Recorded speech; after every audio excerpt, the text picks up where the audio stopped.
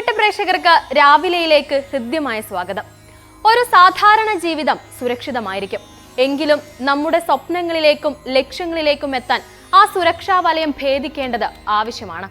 Risk എടുക്കാൻ തയ്യാറാവുക എന്നതിനർത്ഥം നമ്മുടെ കംഫർട്ട് സോണിൽ നിന്ന് പുറത്തു വരാനും അനിശ്ചിതത്വങ്ങളെ അഭിമുഖീകരിക്കാനും ധൈര്യപ്പെടുക എന്നതാണ്. ഭയം കാരണം നമ്മൾ മാറ്റിവെച്ച പല കാര്യങ്ങളും ഒരുപക്ഷെ നമ്മുടെ ജീവിതത്തിലെ വഴിത്തിരിവായേക്കാം. ഈ ചിന്തയോടെ നമുക്ക് നല്ലൊരു ദിവസത്തിലേക്ക് കടക്കാം. ഇന്ന് ചിങ്ങമാസം 7-ാം തീയതി. ആദ്യം നോക്കാം ദിവസഫലം. ഇന്ന് ജ്യോതിഷവശാൽ നിങ്ങളെ കാത്തിരിക്കുന്നത് എന്തൊക്കെയാണെന്നറിയാൻ നമുക്കൊപ്പം പ്രശസ്ത ജ്യോതിഷി ഡോക്ടർ അനിത കുമാരി ചേരുന്നു.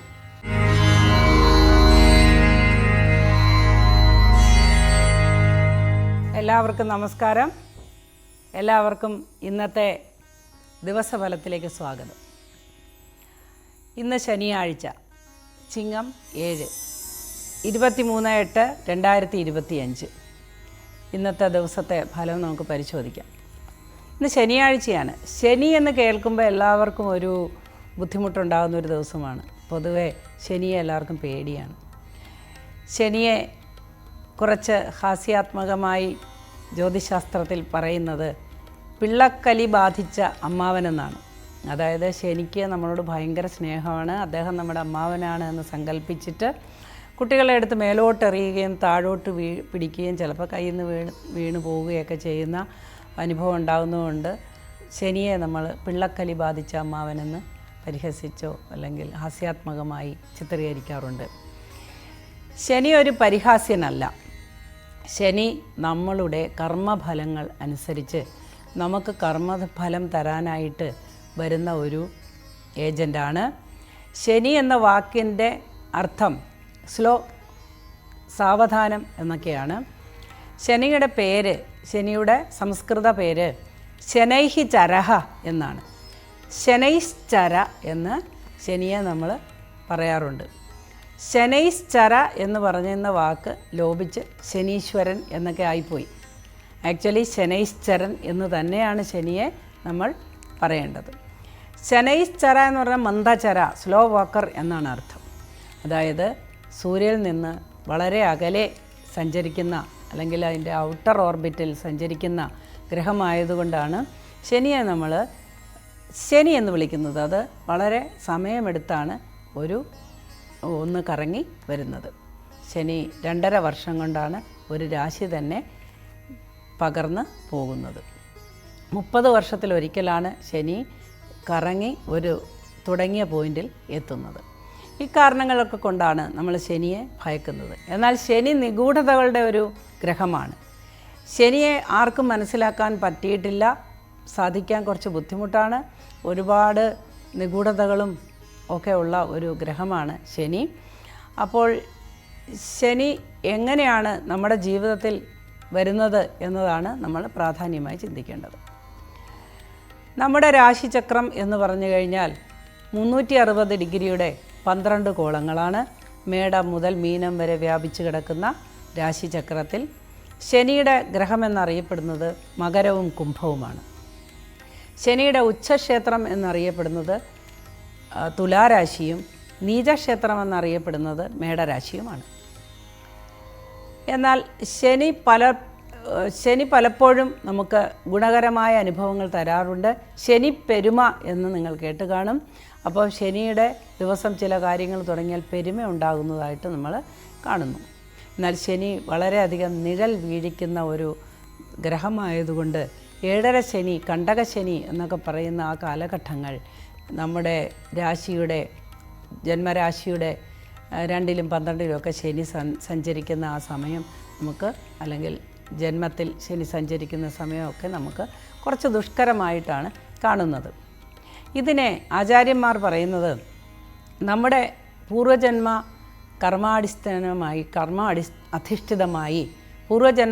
അധിഷ്ഠിതമായി നമ്മൾ ചെയ്ത പാപകർമ്മങ്ങൾ അനുഭവിക്കാൻ, നമ്മളെ അനുഭവിപ്പിച്ച് നമ്മുടെ ആത്മശുദ്ധി വരുത്തുവാനാണ് 7.5 ശനിയും കണ്ടകശനിയുമൊക്കെ വരുന്നതെന്നാണ്. ഏകദേശം അത് ശരിയായ അനുഭവമായിട്ടാണ് കണ്ടുവരുന്നത്. അപ്പോൾ ഇന്ന് ശനിയാഴ്ചയാണ്. ശനിദേവനെയാണ് നമ്മൾ പ്രാർത്ഥിക്കേണ്ടത്. അതായത് നമുക്ക് പെട്ടെന്ന് മുഹൂർത്തം അറിയാൻ നമ്മൾ ഹോര നോക്കാറുണ്ട്. അത് ആ പ്രകാരം നമ്മൾ ഹോര നോക്കുമ്പോൾ നമുക്ക് ചില നല്ല കാര്യങ്ങൾ ചെയ്യാനായിട്ട് നമ്മൾ പുറപ്പെടുമ്പോൾ നമുക്ക് ഒരു ചുളിയിൽ ഒരു സൂത്രത്തിൽ ഒരു മുഹൂർത്തം നോക്കാൻ പറ്റും. അത് ഇങ്ങനെയാണ് തുടങ്ങുന്നത്: അർക്ക ശുക്ര ബുധ ചന്ദ്ര മന്ദ ജീവ കുജ. അപ്പോൾ ഇങ്ങനെ ഒരു ഓർഡറിൽ ഓരോ മണിക്കൂറും ഓരോ ഗ്രഹങ്ങളും ഭരിക്കുന്ന നിമിഷങ്ങളാണ്. അതിൽ ശുഭഗ്രഹങ്ങളായ ചന്ദ്രനും ശുക്രനും വ്യാഴവും ഒക്കെ ഭരിക്കുന്ന, ബുധനും ഒക്കെ ഭരിക്കുന്ന നിമിഷങ്ങൾ അല്ലെങ്കിൽ മുഹൂർത്തങ്ങൾ നമുക്ക് അനുകൂല സമയമാണ്. ഇന്ന് ശനിയാഴ്ച തുടങ്ങുന്ന ശനി ഹോരയോടുകൂടിയാണ്. ഉദയം മുതൽ 1 മണിക്കൂർ ശനിയാണ് ഭരിക്കുന്നത്. അപ്പോൾ നമുക്ക് ഇന്നത്തെ ദിവസത്തെ ഫലങ്ങളൊന്ന് പരിശോധിച്ച് നോക്കാം. ഇന്ന് ശനിയാഴ്ചയുടെ പ്രത്യേകതകൾ നമുക്ക് എന്താണെന്ന് കണ്ടു കഴിഞ്ഞു. ഇനി നമുക്ക് ഇന്നത്തെ ദിവസഫലം നമുക്ക് പരിശോധിക്കാം. മേടക്കൂറിൽ വരുന്ന നക്ഷത്രങ്ങളാണ് അശ്വതി, ഭരണി, കാർത്തികകാല്. ഈ നക്ഷത്രക്കാർക്ക് ശനിയാഴ്ച കുറച്ച് സംഘർഷം നിറഞ്ഞ ഒരു ദിവസമായിരിക്കും.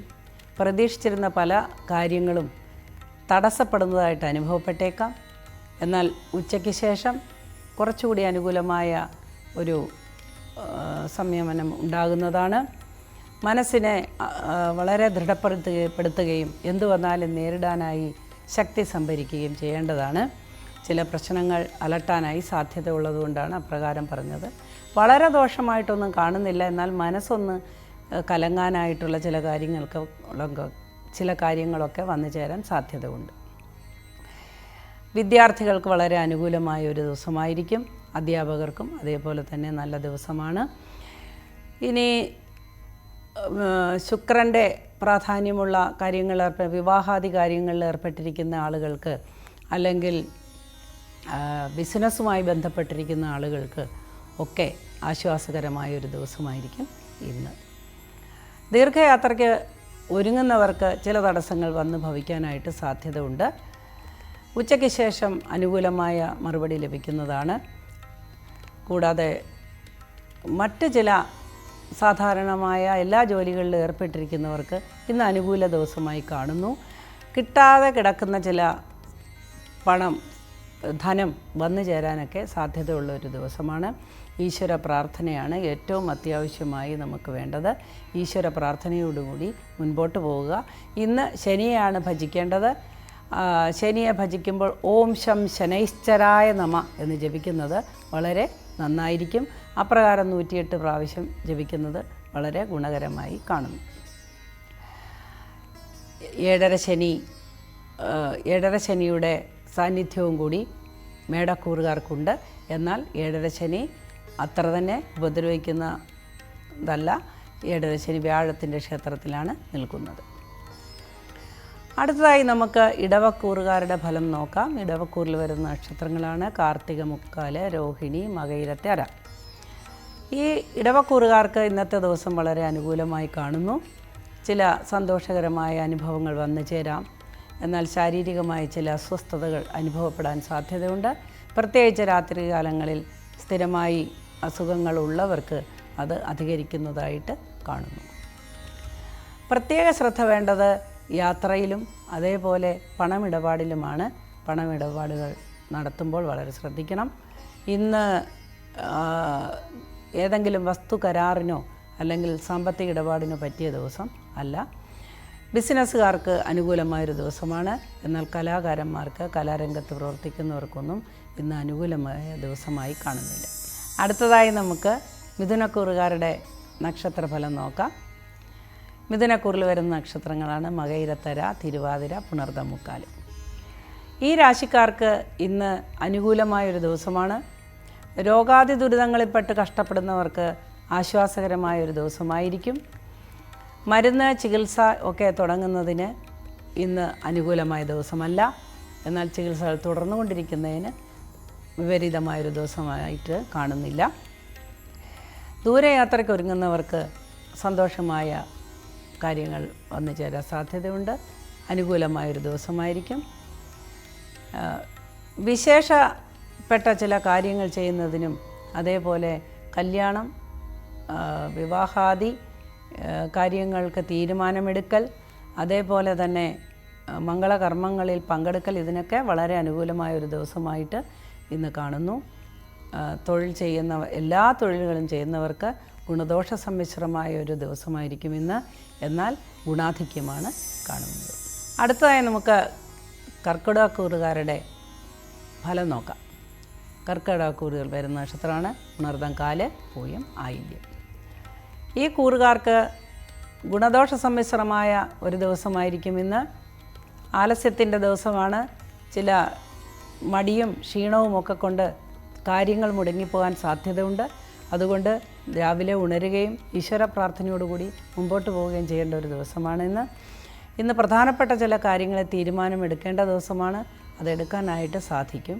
വിവാഹാദി കാര്യങ്ങളിൽ കോൺസെൻട്രേറ്റ് ചെയ്തിരിക്കുന്നവർക്ക്, ശ്രദ്ധ പതിപ്പിച്ചിരിക്കുന്നവർക്ക് ഇന്ന് അനുകൂലമായ മറുപടി ലഭിക്കുന്നതാണ്. അടുത്ത ദിവസങ്ങളിൽ അവർക്ക് വന്നു ചേരാവുന്ന ചില ഗുണകരമായ കാര്യങ്ങൾക്ക് തുടക്കം കുറിക്കുന്ന ഒരു ദിവസമായിരിക്കും ഇന്ന്.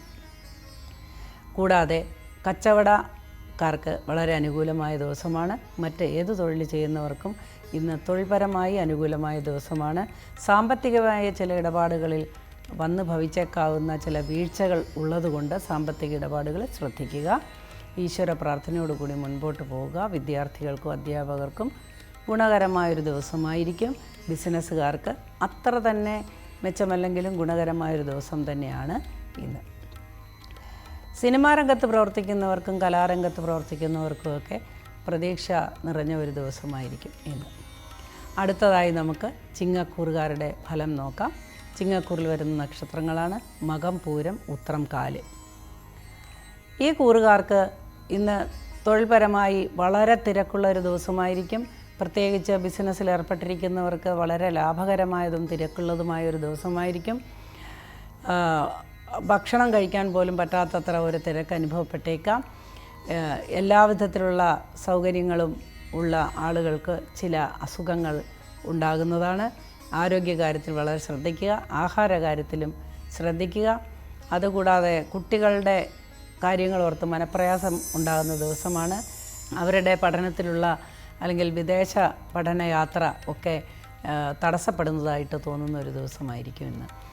ഈശ്വര പ്രാർത്ഥനയാണ് എല്ലാത്തിനും അനിവാര്യം. ആരോഗ്യകാര്യങ്ങളിൽ ശ്രദ്ധിക്കുക. അത് ശനിയെ പ്രാർത്ഥിക്കുക. വൈകുന്നേരത്തോടുകൂടി അനുകൂലമായ ചില മറുപടികൾ ലഭിക്കുന്നതാണ്. എങ്കിലും ഇന്നത്തെ ദിവസം അത്രത്തോളം അനുകൂലമായി കാണുന്നില്ല. അടുത്തതായി കന്നിക്കൂറുകാരുടെ ഫലങ്ങളൊക്കെ നമുക്കൊന്ന് പരിശോധിക്കാം. കന്നിക്കൂറിൽ വരുന്ന നക്ഷത്രങ്ങളാണ് ഉത്രാട, മുക്കാല്, അത്തം, ചിത്തിരയാര. കന്നിക്കൂറുകാർക്ക് ഇന്ന് നല്ല ദിവസമായിരിക്കും. ഇന്ന് കുറച്ച് അധ്വാനത്തിൻ്റെ ദിവസമാണെങ്കിൽ പോലും സന്തോഷവും സമാധാനവും കിട്ടുന്ന ഒരു ദിവസമായിരിക്കും. വിശ്രമിക്കാനുള്ള അവസരങ്ങളൊക്കെ ഉണ്ടാകുന്ന ഒരു ദിവസമായിരിക്കും. ധാരാളം പണം വന്നു ചേരാൻ സാധ്യതയുള്ള ഒരു ദിവസമാണ് ഇന്ന്. ബിസിനസ്സുകാർക്കും അനുകൂലമായൊരു ദിവസമായിരിക്കും. സിനിമാ രംഗത്ത് അല്ലെങ്കിൽ കലാരംഗത്ത് പ്രവർത്തിക്കുന്നവർക്ക് അനുകൂലമായൊരു ദിവസമായിരിക്കും ഇന്ന്. ദൂരയാത്രയ്ക്ക് ഒരുങ്ങുന്നവർക്ക് വളരെ പ്രതീക്ഷ നിറഞ്ഞ ഒരു ദിവസമായിരിക്കും. അതേപോലെ തന്നെ കുട്ടികളുടെ കാര്യത്തിൽ ഏതെങ്കിലും സംരംഭത്തിന് പുറപ്പെടുന്നവർക്ക് വളരെ ആശ്വാസകരമായ മറുപടി ലഭിക്കുന്നതാണ്. രോഗാദി ദുരിതങ്ങൾ കൊണ്ട് വിഷമിക്കുന്നവർക്ക് ഇന്ന് വളരെ അനുകൂലമായ ചില സാഹചര്യങ്ങൾ തെളിഞ്ഞു വരുന്നുണ്ട്. ചികിത്സയ്ക്ക് പറ്റിയ ഒരാളെ കണ്ടെത്താനോ നല്ല ചികിത്സ ലഭിക്കുവാനോ ഒക്കെ ഉതകുന്ന ഒരു സാഹചര്യം ഒതുങ്ങി വരുന്നുണ്ട്. ഈശ്വര പ്രാർത്ഥനയോടുകൂടി മുൻപോട്ട് പോവുക. പ്രത്യേകിച്ച് ദോഷകരമായി ഒന്നും കാണുന്നില്ല. ഇന്നത്തെ ദിവസം അനുഗ്രഹീതമായിരിക്കട്ടെ എന്ന് പ്രാർത്ഥിക്കുന്നു. അടുത്തതായി തുലാരാശിയുടെ ഫലങ്ങൾ നോക്കാം. തുലാരാശിയിൽ വരുന്ന നക്ഷത്രങ്ങളാണ് ചിത്തിരാര, ചോതി, വിശാഖം, മുക്കാല്. തുലാരാശിക്കാർക്ക് ഇന്ന് താരതമ്യേന മെച്ചപ്പെട്ട ദിവസമായിരിക്കും. എന്നാൽ ഉച്ചയ്ക്ക് ശേഷം ചില ക്ലേശങ്ങൾ വന്ന് ഭവിക്കാൻ സാധ്യതയുണ്ട്. സഞ്ചാരികൾക്ക് അനുകൂലമായൊരു ദിവസമായിരിക്കും ഇന്ന്. എന്നാൽ രോഗാദി ദുരിതങ്ങൾ അനുഭവിക്കുന്നവർക്ക് പ്രതികൂലമായ ചില അനുഭവങ്ങൾ വന്ന് സംഭവിച്ചേക്കാം. നിത്യേന കഴിക്കുന്ന ആഹാരങ്ങൾ അല്ലെങ്കിൽ മരുന്നുകൾ അതൊക്കെ മുടക്കാതിരിക്കാൻ ശ്രദ്ധിക്കുക. ബ്ലഡ് പ്രഷറുള്ളവർക്ക് അത് അല്പം അധികരിക്കാനായിട്ട് സാധ്യതയുണ്ട്. ഇനി വിദ്യാർത്ഥികൾക്കും അധ്യാപകർക്കും അനുകൂലമായ ദിവസമായിരിക്കും. ബിസിനസ്സുകാർക്ക് താരതമ്യേന മെച്ചപ്പെട്ട ദിവസമായിരിക്കും. സിനിമ കലാരംഗത്ത് പ്രവർത്തിക്കുന്നവർക്കെല്ലാം തന്നെ അനുകൂലമായൊരു ദിവസമാണ് ഇന്ന്. അതേപോലെ സാധാരണ എല്ലാ ജോലികളും ചെയ്യുന്നവർക്കും വളരെ ആശ്വാസകരമായ അനുഭവങ്ങൾ ഇന്ന് വന്നു ചേരാൻ ഇടയുണ്ട്. അടുത്തതായി വൃശ്ചികക്കൂറുകാരുടെ ഫലം പരിശോധിക്കാം. വൃശ്ചികക്കൂറിൽ വരുന്ന നക്ഷത്രക്കാരാണ് വിശാഖം, കാല്, അനിഴം, തൃക്കേട്ട. വൃശ്ചികക്കൂറുകാർക്ക് ഇന്നത്തെ ദിവസം സന്തോഷം നിറഞ്ഞതായിരിക്കും. ബന്ധുസമാഗമത്തിന് ഇടയുണ്ട്. അതേപോലെ തന്നെ പ്രതീക്ഷിച്ചിരുന്ന പല കാര്യങ്ങളും സഫലീകരിക്കുമെന്ന ഒരു ആശ്വാസവാക്ക് ലഭിക്കുന്ന ദിവസമായിരിക്കും. ഒരുപാട് ദുഃഖം അനുഭവിക്കുന്നവർക്ക് സമാധാനം ലഭിക്കുന്ന ഒരു ദിവസമായിരിക്കും. ആഹാര കാര്യങ്ങളിൽ കുറച്ചുകൂടെ ശ്രദ്ധ വയ്ക്കുക. പുറത്തു നിന്നുള്ള ആഹാരം ഒഴിവാക്കുക. ഭക്ഷ്യവിഷ ബാധ ഏൽക്കാനായി സാധ്യത കാണുന്നു. സന്താനങ്ങളെക്കുറിച്ച് ഉണ്ടായിരുന്ന കുറച്ച് വിഷമതകളൊക്കെ ഇന്ന് പരിഹരിക്കപ്പെടുന്നതാണ്.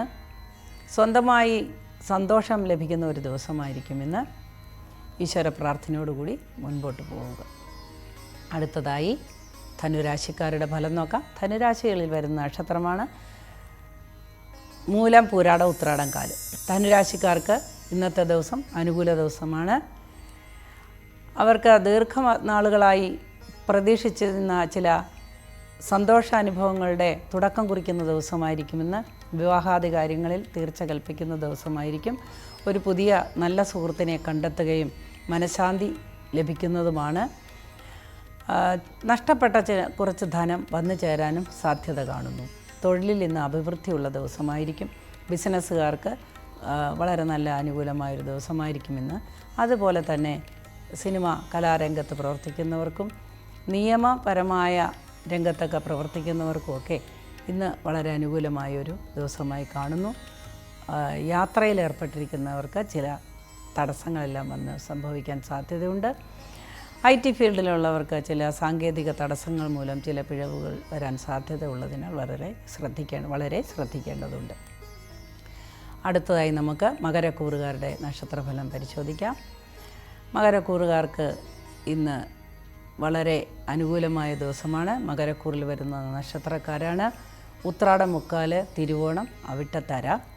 ഈ കൂറുകാർക്ക് താരതമ്യേന മെച്ചപ്പെട്ട ഒരു ദിവസമായിരിക്കുമെന്ന്. ചില ക്ലേശങ്ങൾ അനുഭവിച്ചുകൊണ്ടിരിക്കുന്നവർക്ക് ആശ്വാസം ലഭിക്കുന്ന ദിവസമായിരിക്കുമെന്ന്. ഇഷ്ടപ്പെട്ടവരെയോ അല്ലെങ്കിൽ ബന്ധുക്കളെയോ ഒക്കെ കണ്ടുമുട്ടാൻ സാധ്യതയുള്ളൊരു ദിവസമായിരിക്കുമെന്ന്. ഒരുപാട് നാൾ മുടങ്ങിക്കിടന്നിരുന്ന കാര്യങ്ങളെല്ലാം തീരുമാനത്തിലെത്തുന്ന ഒരു ദിവസമായിരിക്കുമെന്ന്. ബിസിനസ്സുകാർക്ക് താരതമ്യേന മെച്ചപ്പെട്ട ദിവസമായിരിക്കും. വിദ്യാർത്ഥികൾക്കും അധ്യാപകർക്കും വിദ്യാഭ്യാസ രംഗത്ത് പ്രവർത്തിക്കുന്നവർക്കും അനുകൂലമായ ദിവസമായിരിക്കും.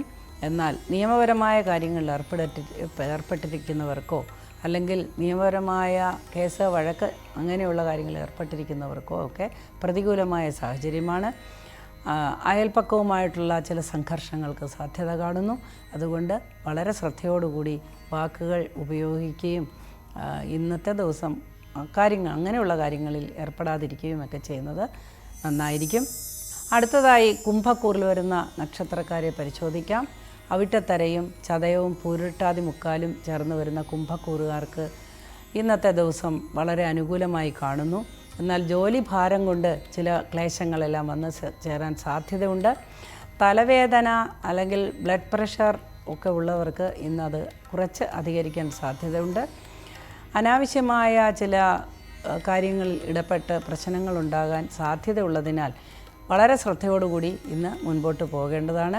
കലാരംഗത്ത് പ്രവർത്തിക്കുന്നവർക്ക്, സിനിമാ രംഗത്ത് പ്രവർത്തിക്കുന്നവർക്കൊക്കെ ചില തടസ്സങ്ങളൊക്കെ വന്നു ചേരുന്ന ഒരു ദിവസമായിരിക്കും ഇന്ന്. എന്നാൽ ഉച്ചയ്ക്ക് ശേഷം വളരെ വിപരീതമായ അനുകൂല ഫലങ്ങളാണ് കണ്ടുവരുന്നത്. ഉച്ചയ്ക്ക് ശേഷം നല്ല ദിവസമായിരിക്കും. ആലസ്യത്തിൻ്റെ ദിവസമായിരുന്നു ഇന്ന് എങ്കിൽ പോലും ഉച്ചയ്ക്ക് ശേഷം വളരെ ആക്റ്റീവായിട്ട് ഇരിക്കുന്ന ഒരു ദിവസമായിരിക്കും. ഈശ്വര പ്രാർത്ഥന അനിവാര്യമാണ്. ബിസിനസ്സുകാർക്ക് അത്ര നല്ല ഗുണകരമായ ദിവസമല്ല എങ്കിലും താരതമ്യേന മെച്ചപ്പെട്ട ദിവസമായിരിക്കും. നല്ല തിരക്കുള്ള ദിവസമായിരിക്കും. അടുത്തതായി നമുക്ക് മീനക്കൂറുകാരുടെ രാശിഫലം പരിശോധിക്കാം. മീനക്കൂറിൽ വരുന്ന നക്ഷത്രങ്ങളാണ് പൂരുട്ടാതി, കാല്, ഉത്രട്ടാതി, രേവതി. ഈ കൂറുകാർക്ക് വളരെ അനുകൂലമായൊരു ദിവസമായിരിക്കുമെന്ന്. ഉല്ലാസയാത്രയ്ക്ക് പോകാനോ കുടുംബവുമൊത്ത് സന്തോഷം പങ്കിടാനോ ഒക്കെ ഇടയാകുന്നൊരു ദിവസമാണ്. സാമ്പത്തിക കാര്യങ്ങളിൽ ഉണ്ടായിരുന്ന ആശങ്കയ്ക്ക് പരിഹാരം കണ്ടെത്തുന്ന ഒരു ദിവസമായിരിക്കുമെന്ന്. വലിയ പർച്ചേസുകൾ നടത്താൻ ഉദ്ദേശിക്കുന്നവർക്ക് അനുകൂലമായൊരു ദിവസമായിരിക്കുമെന്ന്. അവർക്ക് ഇന്ന് ഏറ്റവും ഇഷ്ടപ്പെട്ട ഒരു ദിവസമായിരിക്കും. ഇന്ന് ഒരുപാട് കാര്യങ്ങൾ അനുകൂലമായി വരുന്നതാണ്. കൂടാതെ വിദ്യാർത്ഥികൾക്കും അധ്യാപകർക്കും അത്ര അനുകൂലമായൊരു കാര്യമല്ല. വിദ്യാഭ്യാസ രംഗത്ത് പ്രവർത്തിക്കുന്നവർക്കും ചില മനക്ലേശങ്ങൾ ഉണ്ടാകാം. സർക്കാർ ഉദ്യോഗത്തിൽ ഏർപ്പെട്ടിരിക്കുന്നവർക്ക് ഇന്ന് അനുകൂലമായ ദിവസമാണ്. എന്നാൽ ഉദ്യോഗാർത്ഥികൾക്ക് പ്രതികൂലമായൊരു ദിവസമായിരിക്കും. പരീക്ഷകളിലൊക്കെ ഇന്ന് കുറച്ച് വിജയസാധ്യത കുറഞ്ഞ ദിവസമാണ്. അടുത്തായി നമുക്ക് മീനക്കൂറുകാരുടെ ആരോഗ്യസ്ഥിതി പരിശോധിക്കാം. ആരോഗ്യസ്ഥിതിയിൽ ചില മാറ്റങ്ങൾ വരുന്ന ദിവസമാണ് ഇന്ന്. അതായത് ചില ഔഷധങ്ങൾ കൊണ്ടുള്ള റിയാക്ഷൻ ഒക്കെ ഉണ്ടാകാൻ സാധ്യതയുള്ളതിനാൽ ഔഷധ സേവയെല്ലാം ഒന്ന് നിയന്ത്രിക്കുന്നത് നന്നായിരിക്കും. ഇതൊഴിച്ചാൽ മീനക്കൂറുകാർക്ക് വളരെ നല്ല ദിവസമാണ്. ഇത്രയും കാര്യങ്ങളാണ് ഇന്നത്തെ കൂറുഫലം. അടുത്ത ദിവസം വീണ്ടും കാണാം. അതുവരെ എല്ലാവർക്കും ഈശ്വരാനുഗ്രഹം ഉണ്ടായിരിക്കട്ടെ എന്ന് പ്രാർത്ഥിച്ചുകൊണ്ട് ഇന്നത്തെ പരിപാടി അവസാനിപ്പിക്കുന്നു.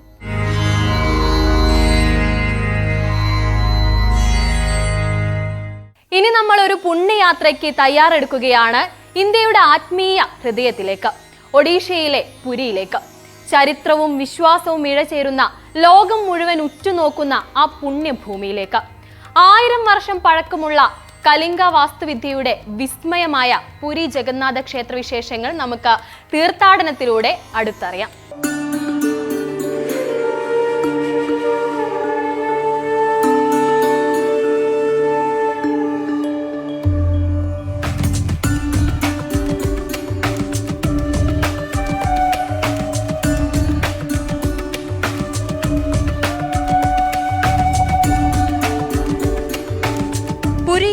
ജഗന്നാഥ ക്ഷേത്രം ഭാരതത്തിന്റെ ആത്മീയ പൈതൃകത്തിൽ ആഴത്തിൽ വേരൂന്നിയ ഒരു പ്രമുഖ വൈഷ്ണവ തീർത്ഥാടന കേന്ദ്രമാണ്. ഒഡീഷയിലെ പുരി നഗരത്തിൽ സ്ഥിതി ചെയ്യുന്ന ഈ ക്ഷേത്രം വിഷ്ണുവിന്റെ ഒരു രൂപമായ ഭഗവാൻ ജഗന്നാഥനെയും ഇദ്ദേഹത്തിന്റെ സഹോദരങ്ങളായ ബലരാമൻ, സുഭദ്ര എന്നിവരെയും ആരാധിക്കുന്നു. ഈ ക്ഷേത്രം കേവലം ഒരു ആരാധനാലയം എന്നതിലുപരി ഇന്ത്യയുടെ സാംസ്കാരികവും കലാപരവുമായ ഐക്യത്തിന്റെ ഒരു പ്രതീകം കൂടിയാണ്. 10ാം നൂറ്റാണ്ടിൽ കലിംഗ വാസ്തുവിദ്യയുടെ ഉത്തമ മാതൃകയായി പണിതുയർത്തിയ ഈ ക്ഷേത്രം ചരിത്രത്തെയും പുരാണങ്ങളെയും ഒന്നിപ്പിക്കുന്ന ഒരു കണ്ണിയായി നിലകൊള്ളുന്നു. പുരിയിലെ ജഗന്നാഥ ക്ഷേത്രത്തിന്റെ ചരിത്രം പുരാണങ്ങളുമായി ഇഴചേർന്ന് കിടക്കുന്നു. പുരാണ കഥകൾ അനുസരിച്ച് സത്യയുഗത്തിലെ ഇന്ദ്രദ്യുമ്ന രാജാവിന്റെ കാലത്ത് ഭഗവാൻ ജഗന്നാഥന്റെയും സഹോദരങ്ങളായ ബലഭദ്രന്റെയും സുഭദ്രയുടെയും വിഗ്രഹങ്ങൾ ഒരു വലിയ വേപ്പുമരത്തിൽ നിന്ന് രൂപം കൊണ്ടുവെന്നാണ് വിശ്വാസം. ഈ മരം ഒരു ദിവസം കടൽ തീരത്ത് ഒലിച്ചിറങ്ങുകയും വിശ്വകർമാവ് ഒരു വൃദ്ധശില്പിയുടെ രൂപത്തിൽ വന്ന് ഈ വിഗ്രഹങ്ങൾ കൊത്തിയെടുക്കുകയും ചെയ്തു. ഈ ഐതിഹ്യം ക്ഷേത്രത്തിന്റെ ആത്മീയപരമായ ഉത്ഭവത്തെക്കുറിച്ച് ഭക്തരെ ഓർമ്മിപ്പിക്കുന്നു. പുരിയിലെ ജഗന്നാഥ ക്ഷേത്രം കലിംഗ വാസ്തുവിദ്യയുടെ ഒരു മികച്ച ഉദാഹരണമാണ്. ഏകദേശം 65 മീറ്റർ ഉയരമുള്ള ഈ ക്ഷേത്രത്തിന് ഒരു പ്രധാന ശ്രീകോവിലും അതിനോട് ചേർന്ന 4 മണ്ഡപങ്ങളുമുണ്ട്. ഇതിലെ വിമാന അഥവാ ശ്രീകോവിലാണ് പ്രധാന പ്രതിഷ്ഠകൾ സ്ഥാപിച്ചിരിക്കുന്നത്. ഇതിനു മുകളിലേക്ക് ഉയർന്നു നിൽക്കുന്ന പിരമിഡ് ആകൃതിയിലുള്ള ശിഖരമാണ് പ്രധാന ആകർഷണം. ഭക്തർക്ക് പ്രാർത്ഥിക്കാനും ദർശനം നടത്താനും സൗകര്യമൊരുക്കുന്നതാണ് ജഗ്മോഹൻ അഥവാ പ്രധാന ഹാൾ. കൂടാതെ കലാരൂപങ്ങൾ അവതരിപ്പിക്കാനായി നാട്യമണ്ഡപവും ദൈവത്തിന് ഭക്ഷണം സമർപ്പിക്കാനായി ഭോഗമണ്ഡപവും ഇവിടെയുണ്ട്. ഈ 4 ഭാഗങ്ങളും ചേർന്നതാണ് ജഗന്നാഥ ക്ഷേത്രത്തിന്റെ വാസ്തുശില്പം. ക്ഷേത്ര സമുച്ചയം ഉയരമുള്ള കോട്ടമതിലുകളാൽ ചുറ്റപ്പെട്ടിരിക്കുന്നു. കിഴക്ക്, പടിഞ്ഞാറ്, വടക്ക്, തെക്ക് ദിശകളിലായി 4 കവാടങ്ങളുണ്ട്. കിഴക്കേ കവാടമായ സിംഹദ്വാര ആണ് പ്രധാന പ്രവേശന കവാടം. ക്ഷേത്രത്തിൽ മണൽക്കല്ലുകളും ലാറ്ററൈറ്റും ഉപയോഗിച്ചാണ് നിർമ്മാണം നടത്തിയിരിക്കുന്നത്. ഹിന്ദു പുരാണങ്ങളിലെ കഥകളും ദേവതകളും ചിത്രീകരിക്കുന്ന അതിമനോഹരമായ കൊത്തുപണികൾ ഇവിടെ കാണാം. പ്രധാന ശിഖരത്തിന് മുകളിൽ ദിവസവും കൊടിമാറ്റുന്ന ഒരു ചടങ്ങുമുണ്ട്. ഇത് കപ്പലുകൾക്ക് ഒരു കാലത്ത് വഴികാട്ടിയായിരുന്നതിനാൽ ക്ഷേത്രം വെള്ളപ്പഗോഡ എന്നും അറിയപ്പെട്ടിരുന്നു. ജഗന്നാഥ ക്ഷേത്രത്തിലെ പ്രധാന പ്രതിഷ്ഠകൾ ജഗന്നാഥൻ, ബലഭദ്രൻ, സുഭദ്ര എന്നിവരാണ്. ഈ 3 വിഗ്രഹങ്ങളും തടികൊണ്ടാണ് നിർമ്മിച്ചിരിക്കുന്നത്. അതിനാൽ അവയ്ക്ക് പ്രത്യേകമായ ഒരു രൂപമുണ്ട്. എല്ലാ 12 വർഷം കൂടുമ്പോഴും പുതിയ വിഗ്രഹങ്ങൾ നിർമ്മിക്കുന്ന നവകോലിബരോ എന്ന ചടങ്ങും ക്ഷേത്രത്തിലെ ഒരു പ്രധാന ആചാരമാണ്. ജഗന്നാഥ ക്ഷേത്രത്തിലെ ആചാരങ്ങൾ സാധാരണ മനുഷ്യരുടെ ദൈനംദിന ജീവിതവുമായി ബന്ധപ്പെട്ടതും വളരെ ലളിതവുമാണ്. ക്ഷേത്രത്തിൽ ഭഗവാനെയും അദ്ദേഹത്തിന്റെ സഹോദരങ്ങളെയും ഒരു കുടുംബാംഗത്തെ പോലെയാണ് പരിചരിക്കുന്നത്. ഓരോ ദിവസവും രാവിലെ സംഗീതവും ആരതിയും അർപ്പിച്ച് ദേവന്മാരെ ഉണർത്തുന്നു. തുടർന്ന് അവരെ കുളിപ്പിച്ച് പുതിയ വസ്ത്രങ്ങൾ അണിയിക്കുന്നു. ഭക്ഷണക്രമത്തിൽ രാവിലെ ഗോപാൽ ബല്ലഭ് എന്ന ലഘുഭക്ഷണവും രാവിലെ 10 മണിക്ക് രാജഭോഗ് എന്ന രണ്ടാമത്തെ പ്രഭാത ഭക്ഷണവും ഉച്ചയ്ക്ക് മധ്യാഹ്ന ധൂപ എന്ന വിപുലമായ ഉച്ചഭക്ഷണവും നൽകുന്നു. വൈകുന്നേരം സന്ധ്യാധൂപ എന്ന ലഘുഭക്ഷണത്തിനും ദർശനത്തിനും ശേഷം ചന്ദനലാഗി ചടങ്ങിൽ തണുപ്പേകുന്ന ചന്ദനം ശരീരത്തിൽ പുരട്ടുന്നു. രാത്രി 10:30 ബഡസിംഹാർ ഭോഗ് എന്ന അത്താഴം നൽകിയ ശേഷം ദേവന്മാർക്ക് വിശ്രമിക്കാനായി കട്ടിലുകൾ ഒരുക്കുന്നു. ദിവസവും നടക്കുന്ന ഈ ചടങ്ങുകൾക്ക് പുറമെ നിരവധി ഉത്സവങ്ങളും ഇവിടെ ആഘോഷിക്കാറുണ്ട്. ജഗന്നാഥ ക്ഷേത്രത്തിലെ ഏറ്റവും പ്രധാനപ്പെട്ട ഉത്സവം രഥയാത്ര അഥവാ രഥോത്സവമാണ്. ഇത് എല്ലാ വർഷവും ജൂൺ, ജൂലൈ മാസങ്ങളിലാണ് നടക്കുന്നത്. ഈ ഉത്സവം ലക്ഷക്കണക്കിന് ഭക്തരെ ആകർഷിക്കുന്നു. ഉത്സവത്തിൽ ഭഗവാൻ ജഗന്നാഥൻ, ബലഭദ്രൻ, സുഭദ്ര എന്നിവരുടെ കൂറ്റൻ രഥങ്ങൾ ഭക്തർ കയർ വലിച്ച് ഗുണ്ടിച്ച ക്ഷേത്രത്തിലേക്ക് കൊണ്ടുപോകുന്നു. ഈ രഥങ്ങളിൽ നന്ദിഘോഷ ഏകദേശം 13.5 മീറ്റർ ഉയരവും 16 ചക്രങ്ങളുമാണ് ഉള്ളത്. ബലഭദ്രന്റെ രഥമായ താലധ്വജയ്ക്ക് 13.2 മീറ്റർ ഉയരവും 14 ചക്രങ്ങളുമുണ്ട്. സുഭദ്രയുടെ രഥമായ ദർപ്പദളനയ്ക്ക് 12.9 മീറ്റർ ഉയരവും 12 ചക്രങ്ങളുമാണ് ഉള്ളത്. ഈ കൂറ്റൻ രഥങ്ങളാണ് രഥയാത്രയുടെ പ്രധാന ആകർഷണം. ഈ രഥയാത്ര ആത്മീയമായി ഏറെ പ്രാധാന്യമുള്ള ഒരു ചടങ്ങായി കണക്കാക്കപ്പെടുന്നു. ഈ യാത്രയിൽ പങ്കെടുക്കുന്നത് മോക്ഷം നൽകുമെന്നും ആത്മാവിനെ ശുദ്ധീകരിക്കുമെന്നും വിശ്വസിക്കപ്പെടുന്നു. രഥയാത്ര കൂടാതെ സ്നാനയാത്ര എന്ന ഒരു പ്രധാന ചടങ്ങുമുണ്ട്. ഇതിൽ പ്രത്യേക രീതിയിലുള്ള വേഷവിധാനങ്ങൾ നൽകുന്നു.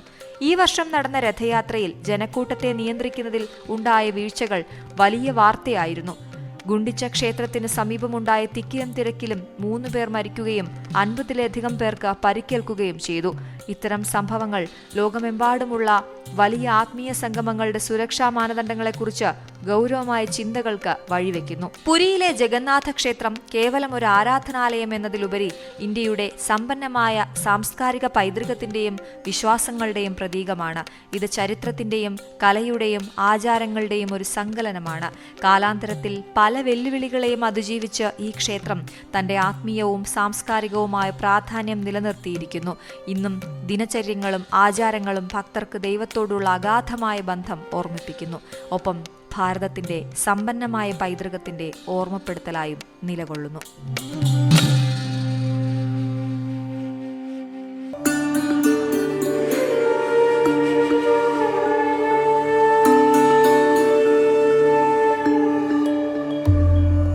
ഇന്നത്തെ ജ്യോതിഷ തീർത്ഥാടന വിശേഷങ്ങൾ ഇവിടെ പൂർണ്ണമാകുന്നു. വീണ്ടും നാളെ കാണാം. എല്ലാവർക്കും നല്ലൊരു ദിവസം കൂടി ആശംസിച്ചുകൊണ്ട് ഈ ദിവസത്തെ പ്രധാന വാർത്തകളിലേക്ക് കടക്കുന്നു. നന്ദി, ശുഭദിനം. എല്ലാവർക്കും അല്ലെങ്കിലും ചിലർക്കൊക്കെ ഇന്ന് അവധി ദിവസമായിരിക്കും. അതുകൊണ്ട് തന്നെ ആഘോഷമായിട്ട് ഇന്നത്തെ ദിവസം ആരംഭിക്കട്ടെ, ആഘോഷമായി തന്നെ പൂർത്തിയാകട്ടെ. മാത്രമല്ല ഇന്ന് ലോക ഹാൻഡ് സർജറി ദിനമാണ്. അതിനെപ്പറ്റിയൊക്കെ വിശദമായി നമുക്ക് ചർച്ച ചെയ്യാം. ആദ്യം ഇന്നത്തെ പ്രധാന വാർത്തകൾ നോക്കാം. വിവാദങ്ങൾക്കൊടുവിൽ അർജന്റീന ടീം കേരളത്തിലേക്ക്. നവംബറിൽ സൗഹൃദ മത്സരം കളിക്കുമെന്ന് ഫേസ്ബുക്ക് പോസ്റ്റ്. എതിരാളിയെ നിശ്ചയിച്ചിട്ടില്ലെന്നും AFA. പോസ്റ്റ് പങ്കുവച്ച് കായിക മന്ത്രി. കോഴിക്കോട്ടെ കൂട്ടബലാത്സംഗത്തിൽ പ്രതികൾക്കായി തെരച്ചിൽ ഊർജിതം. പിടിയിലാകാനുള്ളത് 5 പേർ. പീഡനത്തിനിരയായത് പശ്ചിമബംഗാൾ സ്വദേശിനിയായ 15-കാരി. സ്വമേധയാ കേസെടുത്ത ബാലാവകാശ കമ്മീഷൻ.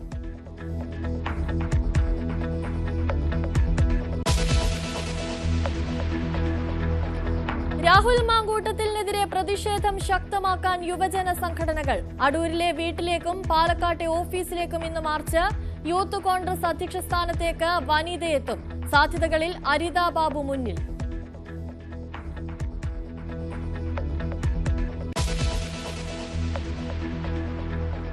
ഗുരുവായൂർ ക്ഷേത്രക്കുളത്തിൽ റീൽസ് ചിത്രീകരിച്ചതിന് സോഷ്യൽ മീഡിയ ഇൻഫ്ലുവൻസർ ജാസ്മിൻ ജാഫറിനെതിരെ പരാതി. ദേവസ്വം അഡ്മിനിസ്ട്രേറ്ററുടെ പരാതി പോലീസ് കോടതിക്ക് കൈമാറി. റീൽസ് ചിത്രീകരണം ഹൈക്കോടതി നിരോധനം ഏർപ്പെടുത്തിയ ക്ഷേത്ര നടപ്പുരയിലും.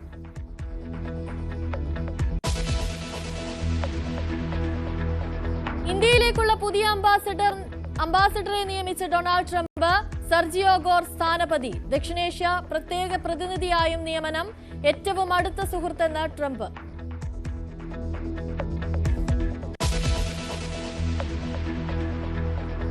വാർത്തകളിലേക്ക് എത്തുമ്പോൾ മെസ്സിപ്പട കേരളത്തിലേക്ക് എത്തുന്നു എന്നുള്ള വാർത്തകളാണ് വരുന്നത്. അർജന്റീനയുടെ ഈ വർഷത്തെ സൗഹൃദ മത്സരവേദികളിൽ കേരളവുമുണ്ട്. അർജന്റീൻ ഫുട്ബോൾ അസോസിയേഷൻ ഇക്കാര്യം ഔദ്യോഗികമായി സ്ഥിരീകരിച്ചതോടെ മാസങ്ങൾ നീണ്ട അഭ്യൂഹങ്ങൾക്കാണ് വിരാമമാകുന്നത്. വിവരങ്ങളുമായി എൽദോ പോൾ ചേരുന്നുണ്ട്. എൽദോ, ഒരുപാട് ചർച്ചകളൊക്കെ ഉണ്ടായി. ഒരുപാട് ചർച്ചകൾക്ക് ശേഷമാണിപ്പോൾ അർജന്റീനിയൻ ടീം കേരളത്തിലേക്ക് എത്തുന്നു, മെസ്സിപ്പട കേരളത്തിലേക്ക് എത്തുന്നു എന്നുള്ള വാർത്തകൾ പുറത്തു വരുന്നത്. എന്തൊക്കെയാണ് കൂടുതലായി ലഭിക്കുന്ന വിവരങ്ങൾ?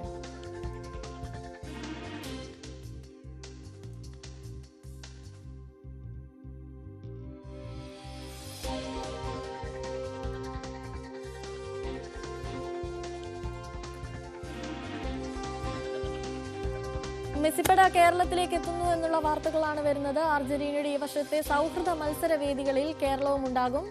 അർജന്റീൻ ഫുട്ബോൾ അസോസിയേഷനാണ് ഇക്കാര്യം ഔദ്യോഗികമായി സ്ഥിരീകരിച്ചത്. ഒരുപാട് നാൾ നീണ്ട ചർച്ചകൾക്കൊടുവിൽ, ഒരുപാട് നാളത്തെ വിവാദങ്ങൾക്കൊക്കെ ഒടുവിലാണ് മെസ്സിപ്പട കേരളത്തിലേക്ക് എത്തുന്നത്. എൽദോ പോൾ വിവരങ്ങളുമായി ചേരുന്നു. എൽദോ, തുടരാം. അനുശ്രീ, അർജന്റീന ഫുട്ബോൾ ടീമിന്റെ ഔദ്യോഗിക പ്രഖ്യാപനം എത്തി എന്നുള്ളതായിട്ട് ശ്രദ്ധേയം. അതായത് ഫേസ്ബുക്ക് പേജിലൂടെയാണ് അർജന്റീന ടീം അവർ നവംബർ മാസത്തിൽ അങ്കോളയിലും ഇന്ത്യയിലും മത്സരം കളിക്കും, ഇന്ത്യയിൽ കേരളത്തിൽ മത്സരം കളിക്കുമെന്ന് സ്പഷ്ടമാക്കിക്കൊണ്ട് തന്നെ ഫേസ്ബുക്ക് പോസ്റ്റ് ഇട്ടിരിക്കുന്നത്. ഇതിൽ പ്രധാനപ്പെട്ട കാര്യം അത് ഏത് എതിരാളിയാണ് എന്നുള്ളതിൽ വ്യക്തതയില്ല. പക്ഷേ അപ്പോഴും ഇന്ത്യയിൽ മത്സരം കളിക്കുമെന്നുള്ള ഔദ്യോഗിക പ്രഖ്യാപനം വന്നു എന്നുള്ളതാണ് ഏറ്റവും ആശ്വാസകരം. ഒരുപാട് ചർച്ചകൾക്കും വിവാദങ്ങൾക്കും ഒക്കെ ഇടയാക്കിയ ഒരു പ്രഖ്യാപനമായിരുന്നു കേരളത്തിലേക്ക് ലയണൽ മെസ്സിയും സംഘവും എത്തുന്നുള്ളത്. പക്ഷേ അതിങ്ങനെ അനിശ്ചിതത്വം തുടരുകയായിരുന്നു. ഒരു തരത്തിലും ഒരു സ്ഥിരീകരണം വന്നിരുന്നില്ല. അതിനിടയിൽ സ്പോൺസർമാരും അവകാശവാദങ്ങളുമായി രംഗത്തെത്തി. ഇതിനിടയിൽ പ്രതിപക്ഷം വലിയ തോതിൽ മെസ്സി വരില്ല എന്നുള്ള തോതിൽ പരിഹസിക്കുകയൊക്കെ ചെയ്തു. അർജന്റീന ഫുട്ബോൾ അസോസിയേഷന്റെ ഭാരവാഹികൾ തന്നെ ഇന്ത്യയിലേക്കുള്ള യാത്ര, കേരളത്തിലേക്കുള്ള യാത്രയിൽ സംബന്ധിച്ച് ഒരു വ്യക്തതയില്ല എന്ന് പറയുന്നു. അങ്ങനെ വലിയ വലിയ വിവാദങ്ങളും ചർച്ചകൾക്കും ഒക്കെ ഏറ്റവും ഒടുവിലാണ് ഈ സ്ഥിരീകരണം വന്നത് എന്നുള്ളതാണ് ശ്രദ്ധേയം. സ്പോൺസർമാർ പറയുന്നതനുസരിച്ച് ഗ്രീൻഫീൽഡ് സ്റ്റേഡിയത്തിലാണ് മത്സരം നടക്കേണ്ടത്. തിരുവനന്തപുരം ഗ്രീൻഫീൽഡ് സ്റ്റേഡിയത്തിൽ നവംബർ മാസത്തിൽ മത്സരം നടക്കുമെന്നാണ് സ്പോൺസർമാർ അറിയിക്കുന്നത്. അങ്ങനെയെങ്കിൽ 10-നും 18-നും ഇടയിലുള്ള ദിവസങ്ങളിൽ കേരളത്തിലേക്ക് അർജന്റീന ടീം എത്തുമെന്നുള്ളതാണ്. ലയണൽ മെസ്സിയും ഈ സംഘത്തിൽ ഉണ്ടാകും എന്നുള്ളതാണ് കരാർ, അല്ലെങ്കിൽ ലയണൽ മെസ്സിയെ പരമാവധി ഉൾക്കൊള്ളിക്കും എന്നുള്ളതാണ് കരാർ. അപ്പോൾ ആ ഒരു സാഹചര്യത്തിൽ മെസ്സി കേരളത്തിലേക്ക് എത്തുന്നത് വലിയ സന്തോഷവും ആഹ്ലാദവും ഒക്കെയാണ് ഫുട്ബോൾ പ്രേമികളെ സംബന്ധിച്ച്. പക്ഷേ അതിനുമൊപ്പം തന്നെ എത്ര ദിവസം ഉണ്ടാകും എന്നുള്ള കാര്യത്തിലും ഒന്നും നമുക്ക് ഒരു ധാരണയിലേക്ക് എത്താൻ കഴിയുന്നില്ല.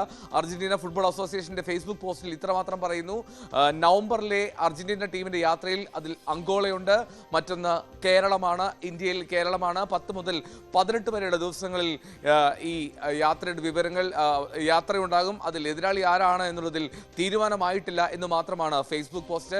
എന്തായാലും മെസ്സി വരും എന്നുള്ള ആകാംക്ഷകൾക്ക് ഒടുവിൽ സ്ഥിരീകരണം വന്നിരിക്കുന്നു. അർജന്റീന ഫുട്ബോൾ അസോസിയേഷൻ ആദ്യമായി ഔദ്യോഗികമായിട്ടുള്ള ഒരു സ്ഥിരീകരണം നടത്തുകയാണ് കേരളത്തിലേക്ക് ലയണൽ മെസ്സി എത്തുമെന്നുള്ള കാര്യത്തിൽ. ഖത്തർ ലോകകപ്പ് ജയിച്ച അർജന്റീന ടീം കേരളത്തിലെ ഫുട്ബോൾ ആരാധകരുമായി വലിയ തോതിൽ അവർ പ്രതീക്ഷ പുലർത്തുകയും അല്ലെങ്കിൽ കേരളത്തിൽ കളിക്കുന്നതിനെ പറ്റി സമ്മതം അറിയിക്കുകയും ചെയ്തിരുന്നു നേരത്തെ തന്നെ. ഇതേ തുടർന്നാണ് ഇത്തരത്തിലൊരു നീക്കം കേരളത്തിലെ കായിക വകുപ്പ് ആരംഭിക്കുന്നത്. പിന്നാലെയാണ് സ്പോൺസർമാരെ കണ്ടെത്തി അർജന്റീന ടീമിനെ കേരളത്തിലെത്തിക്കാനുള്ള ശ്രമവും നടത്തിയത്. അങ്ങനെ ആ ശ്രമങ്ങൾക്ക് എല്ലാം ഏറ്റവും ഒടുവിൽ ഇപ്പോൾ അർജന്റീന ടീം എത്തുമെന്നുള്ള സന്തോഷകരമായിട്ടുള്ള വാർത്തയാണ്. പക്ഷേ അത് നവംബറിലാണ്. നവംബർ മാസത്തിൽ അത് തിരുവനന്തപുരത്ത് മത്സരം നടക്കുമെന്നാണ് അറിയിപ്പ്. അങ്ങനെയെങ്കിൽ തിരുവനന്തപുരം ഒരു ഫുട്ബോളിൻ്റെ മക്കയായി ആ ദിവസങ്ങളിൽ, ആ സമയങ്ങളിൽ മാത്രം മാറുമെന്ന് പ്രതീക്ഷിക്കാം. അനുശ്രീ, അതുതന്നെയാണ് എൽദോ. പറഞ്ഞതുപോലെ തന്നെ മെസ്സി കേരളത്തിലേക്ക് എത്തുന്നു, ഒരുപാട് ആരാധകരുള്ള ഒരു വ്യക്തി. ആ ഒരു വ്യക്തി കേരളത്തിലേക്ക് എത്തുമ്പോൾ കേരളത്തിലെ ഒരുക്കങ്ങൾ എങ്ങനെയൊക്കെ ആയിരിക്കും? പ്രത്യേകിച്ച് തിരുവനന്തപുരത്തെ കേരളം ഒട്ടാകെയുള്ള ആളുകൾ തിരുവനന്തപുരത്തേക്ക് എത്തുന്ന ഒരു സാഹചര്യം. അപ്പോൾ തിരുവനന്തപുരത്തെ ഒരുക്കങ്ങൾ എങ്ങനെയൊക്കെ ആയിരിക്കും എന്ന തരത്തിലുള്ള വിവരങ്ങൾ എന്തെങ്കിലും ലഭിക്കുന്നുണ്ടോ? അനുശ്രീ, ഇത് ഏറ്റവും പ്രധാനപ്പെട്ട കാര്യം. ഈ ഔദ്യോഗിക സ്പോൺസേഴ്സിന്റെ നേരത്തെ ഒരു വീഡിയോ പ്രഖ്യാപനം ഉണ്ടായിരുന്നു. രാമനാട്ടുകരയിൽ നിന്നും ഓപ്പൺ ബസ് വഴി ലയണൽ മെസ്സിയുടെ ഒരു യാത്രയുമല്ല. പക്ഷേ അതേക്കുറിച്ചും ഒരു വ്യക്തത നമുക്ക് നൽകാൻ കഴിയില്ല. അതൊക്കെ അർജന്റീന ഫുട്ബോൾ അസോസിയേഷനും ലയണൽ മെസ്സിയും ഒക്കെ അതിൽ സമ്മതം അറിയിക്കേണ്ടതുണ്ട്. പക്ഷേ അത്തരത്തിൽ റോഡ് ഷോയ്ക്കുള്ള സാധ്യതയുണ്ടോ എന്നുള്ളതൊക്കെ കാത്തിരുന്ന് തന്നെ കാണണം. പക്ഷേ അപ്പോഴും ടീം എത്തുന്നു എന്നുള്ളതാണ് സന്തോഷകരം. ഇനി തിരുവനന്തപുരത്തെ സാഹചര്യം, തിരുവനന്തപുരം ഒരു രാജ്യാന്തര ഫുട്ബോൾ സ്റ്റേഡിയം അല്ല. അപ്പോൾ അതിൻ്റെ പ്രധാനപ്പെട്ട കാര്യം, ആദ്യം അർജന്റീന ടെക്നിക്കൽ കമ്മിറ്റി വന്ന ഫുട്ബോൾ സ്റ്റേഡിയത്തിൻ്റെ പരിശോധന, ഫുട്ബോൾ സ്റ്റേഡിയത്തിലെ സുരക്ഷാ സൗകര്യങ്ങൾ, ഇത്തരം കുറേ കാര്യങ്ങൾ പരിശോധിക്കേണ്ടതുണ്ട്. അതായത് നവംബറിലാണ് മത്സരം നടക്കേണ്ടതെങ്കിൽ അടുത്ത മാസത്തോടു കൂടിയെങ്കിലും അർജന്റീനയുടെ ടെക്നിക്കൽ സമിതി എത്തി പരിശോധിക്കുമെന്നാണ് കരുതേണ്ടത്. അതിനുശേഷം അവർ റിപ്പോർട്ട് നൽകുന്നതിൻ്റെ അടിസ്ഥാനത്തിലായിരിക്കും അർജന്റീന ഫുട്ബോൾ ടീം തിരുവനന്തപുരത്ത് ഗ്രീൻഫീൽഡ് സ്റ്റേഡിയത്തിൽ കളിക്കുന്നത്. നിലവിൽ തിരുവനന്തപുരം ഗ്രീൻഫീൽഡ് സ്റ്റേഡിയത്തിൽ കേരള ക്രിക്കറ്റ് ലീഗിലെ മത്സരങ്ങൾ നടക്കുകയാണ്. ഈ സാഹചര്യത്തിൽ വളരെ പെട്ടെന്ന് തന്നെ മത്സരങ്ങൾ കഴിഞ്ഞ്, അതായത് ക്രിക്കറ്റ് കഴിഞ്ഞ് ഉടൻ തന്നെ ആ സ്റ്റേഡിയത്തെ ഒരു ഫുട്ബോൾ കോർട്ടാക്കി കൺവേർട്ട് ചെയ്യേണ്ടതുണ്ട്. അതൊരു ശ്രമകരമായിട്ടുള്ള ദൗത്യമായിരിക്കും എന്നുള്ള സംശയമില്ല. ഇനി രാജ്യാന്തര സൗഹൃദ മത്സരമായതുകൊണ്ട് തന്നെ ഈ ഫിഫ റെഗുലേഷൻസ് നോക്കേണ്ട ആവശ്യമില്ല. പക്ഷേ ഏറ്റവും പ്രധാനം, ലോകകപ്പ് അടുക്കുകയാണ്. അപ്പോൾ ഈ ഫുട്ബോൾ താരങ്ങൾക്ക് പരിക്കേൽക്കാത്ത വിധത്തിൽ പിച്ച് അല്ലെങ്കിൽ ഗ്രൗണ്ട് സെറ്റ് ചെയ്യേണ്ട സാഹചര്യമുണ്ട്. ഇപ്പോൾ നമുക്കറിയാവുന്ന പോലെ ക്രിക്കറ്റ് ഗ്രൗണ്ടിന്റെ നടുക്ക് അല്പം ഹാർഡായിട്ടുള്ള സർഫസ് ആയിരിക്കും. അതിന് മുകളിൽ പുല്ല് വളർത്തി അത്രമാത്രം ഒരുപക്ഷെ ആ പിച്ചിൽ ചെറിയ 1-2 പിച്ചെങ്കിലും റിമൂവ് ചെയ്യേണ്ട സാഹചര്യമൊക്കെ ഉണ്ടാകും. അപ്പോൾ ആ ഒരു സാഹചര്യമൊക്കെ ഉണ്ട്, വെല്ലുവിളികളുണ്ട്. പക്ഷേ ആ വെല്ലുവിളി മറികടന്ന് വേണം മുന്നോട്ട് പോകാൻ. സ്പോൺസർമാർ പ്രതീക്ഷയിലാണ്. സ്പോൺസർമാർ പങ്കുവയ്ക്കുന്ന പ്രതീക്ഷയും അത് തന്നെയാണ്. അവർക്കത് പൂർത്തീകരിക്കാൻ കഴിയുമെന്നാണ് നേരത്തെ റിപ്പോർട്ടർ RBCയുടെ MD ആൻഡോ അഗസ്റ്റിൻ ന്യൂസ് 18നോട് പ്രതികരിച്ചപ്പോഴും അത് തന്നെയാണ് പറഞ്ഞത്. അവർ പ്രതീക്ഷയോടുകൂടി സൗകര്യങ്ങൾ ഒരുക്കാൻ കഴിയുമെന്നുള്ള പ്രതീക്ഷയിൽ മുന്നോട്ട് പോകുന്നു. പക്ഷേ എന്തൊക്കെ സജ്ജീകരണങ്ങളാണ് ഒരുക്കുക എന്നുള്ളതൊക്കെ വ്യക്തത വരേണ്ടതുണ്ട്. ഈ ഓപ്പൺ ബസ് യാത്രയൊക്കെ നടക്കുമോ എന്നുള്ളത് കൗതുകകരമാണ്. കാരണം ഇത്രയും ദൂരം അത് രാമനാട്ടുകരയിൽ നിന്നാണ് ആരംഭിക്കുമെന്ന് പറഞ്ഞിരുന്നത്. പക്ഷേ അത്രയും ദൂരമൊക്കെ ലയണൽ മെസ്സിയെ പോലെ ഒരാൾ, അർജന്റീന ടീമിന്റെ ലോകകപ്പ് ജയത്തിന് ശേഷമുള്ള ആഘോഷം തന്നെ നമ്മൾ കണ്ടതാണ്. അത് ബ്യൂണസ് അയേഴ്സിലായിരുന്നു. അതിനുമപ്പുറത്തേക്ക് ഇത്രയും കിലോമീറ്ററുകൾ യാത്ര ചെയ്യുക എന്നുള്ളതൊക്കെ ഏറെക്കുറെ അസാധ്യമായിട്ടാണ് നമ്മൾ കരുതേണ്ടത്. പക്ഷേ ഇനി കരാറിൽ എന്തൊക്കെയാണ് എന്നുള്ളത് വ്യക്തത വരേണ്ടതുണ്ട്. കരാറിലെ വിശദാംശങ്ങൾ സ്പോൺസർമാർ തന്നെ പുറത്ത് നൽകേണ്ടതുണ്ട്. അനുസരിക്കും. അതുപോലെ തന്നെ ഈ എതിരാളികൾ ആരാകാനാണ് സാധ്യത? അതിനെപ്പറ്റിയുള്ള ഔദ്യോഗികമായ വിവരങ്ങൾ എന്തെങ്കിലും ലഭിക്കുന്നുണ്ട്? അത് എപ്പോഴേക്ക് ലഭിക്കാൻ സാധ്യതയുണ്ട്? ഈ എതിരാളികളെ സംബന്ധിച്ച് പ്രധാനപ്പെട്ട കാര്യം, അർജന്റീന ടീം മുന്നോട്ട് വെച്ച കാര്യം, എതിരാളികൾ ഫിഫ റാങ്കിങ്ങിൽ ആദ്യ 50 സ്ഥാനങ്ങളിൽ ഉള്ള ആളുകളായിരിക്കണം എന്നുള്ളതാണ്. ആദ്യ 50 സ്ഥാനങ്ങളുള്ള ഒരു ടീമിനെ കണ്ടെത്തുക എന്നുള്ളതാണ്.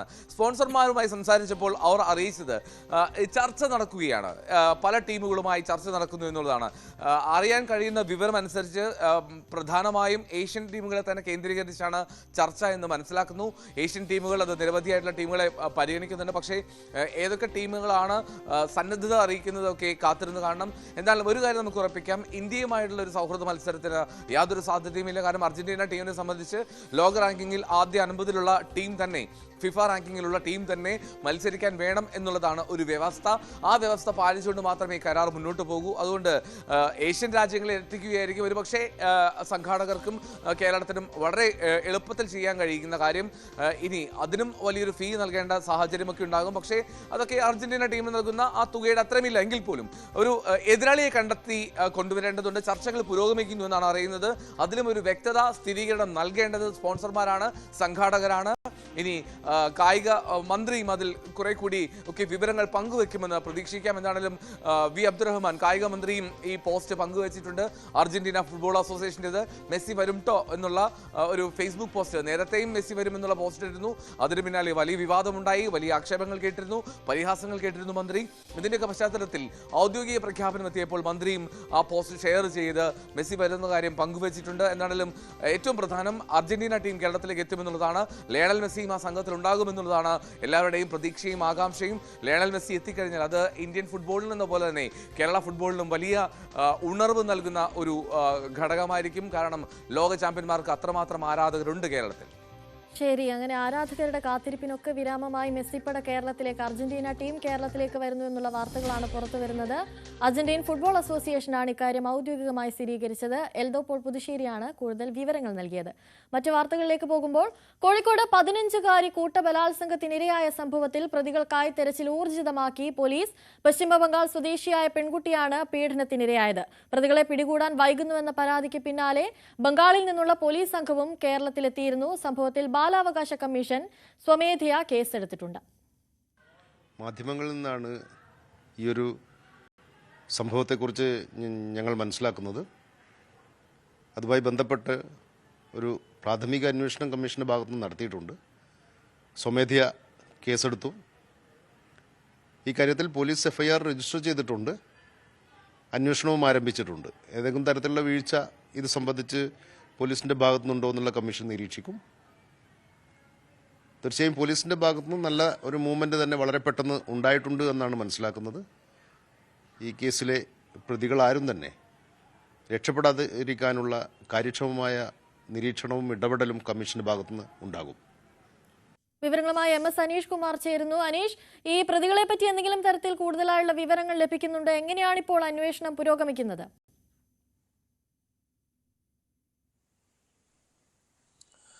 പ്രതികളെക്കുറിച്ചുള്ള സൂചനകൾ പോലീസിന് അല്ലെങ്കിൽ വ്യക്തമായ വിവരങ്ങൾ പോലീസിന് ലഭിച്ചിട്ടുണ്ട് എന്നാണ് നമുക്ക് മനസ്സിലാക്കാൻ കഴിയുന്നത്. പ്രത്യേകിച്ചും ഈ പ്രതികൾ പലയിടങ്ങളിലായി സഞ്ചരിച്ച CCTV ദൃശ്യങ്ങളും മറ്റുമൊക്കെ ഇതിനകം പോലീസ് ശേഖരിച്ചിട്ടുണ്ട്. ഒപ്പം ഈ പ്രതികൾക്കായി വല വിരിച്ചിരിക്കുന്നുവെന്നും വ്യക്തമാക്കുന്നു.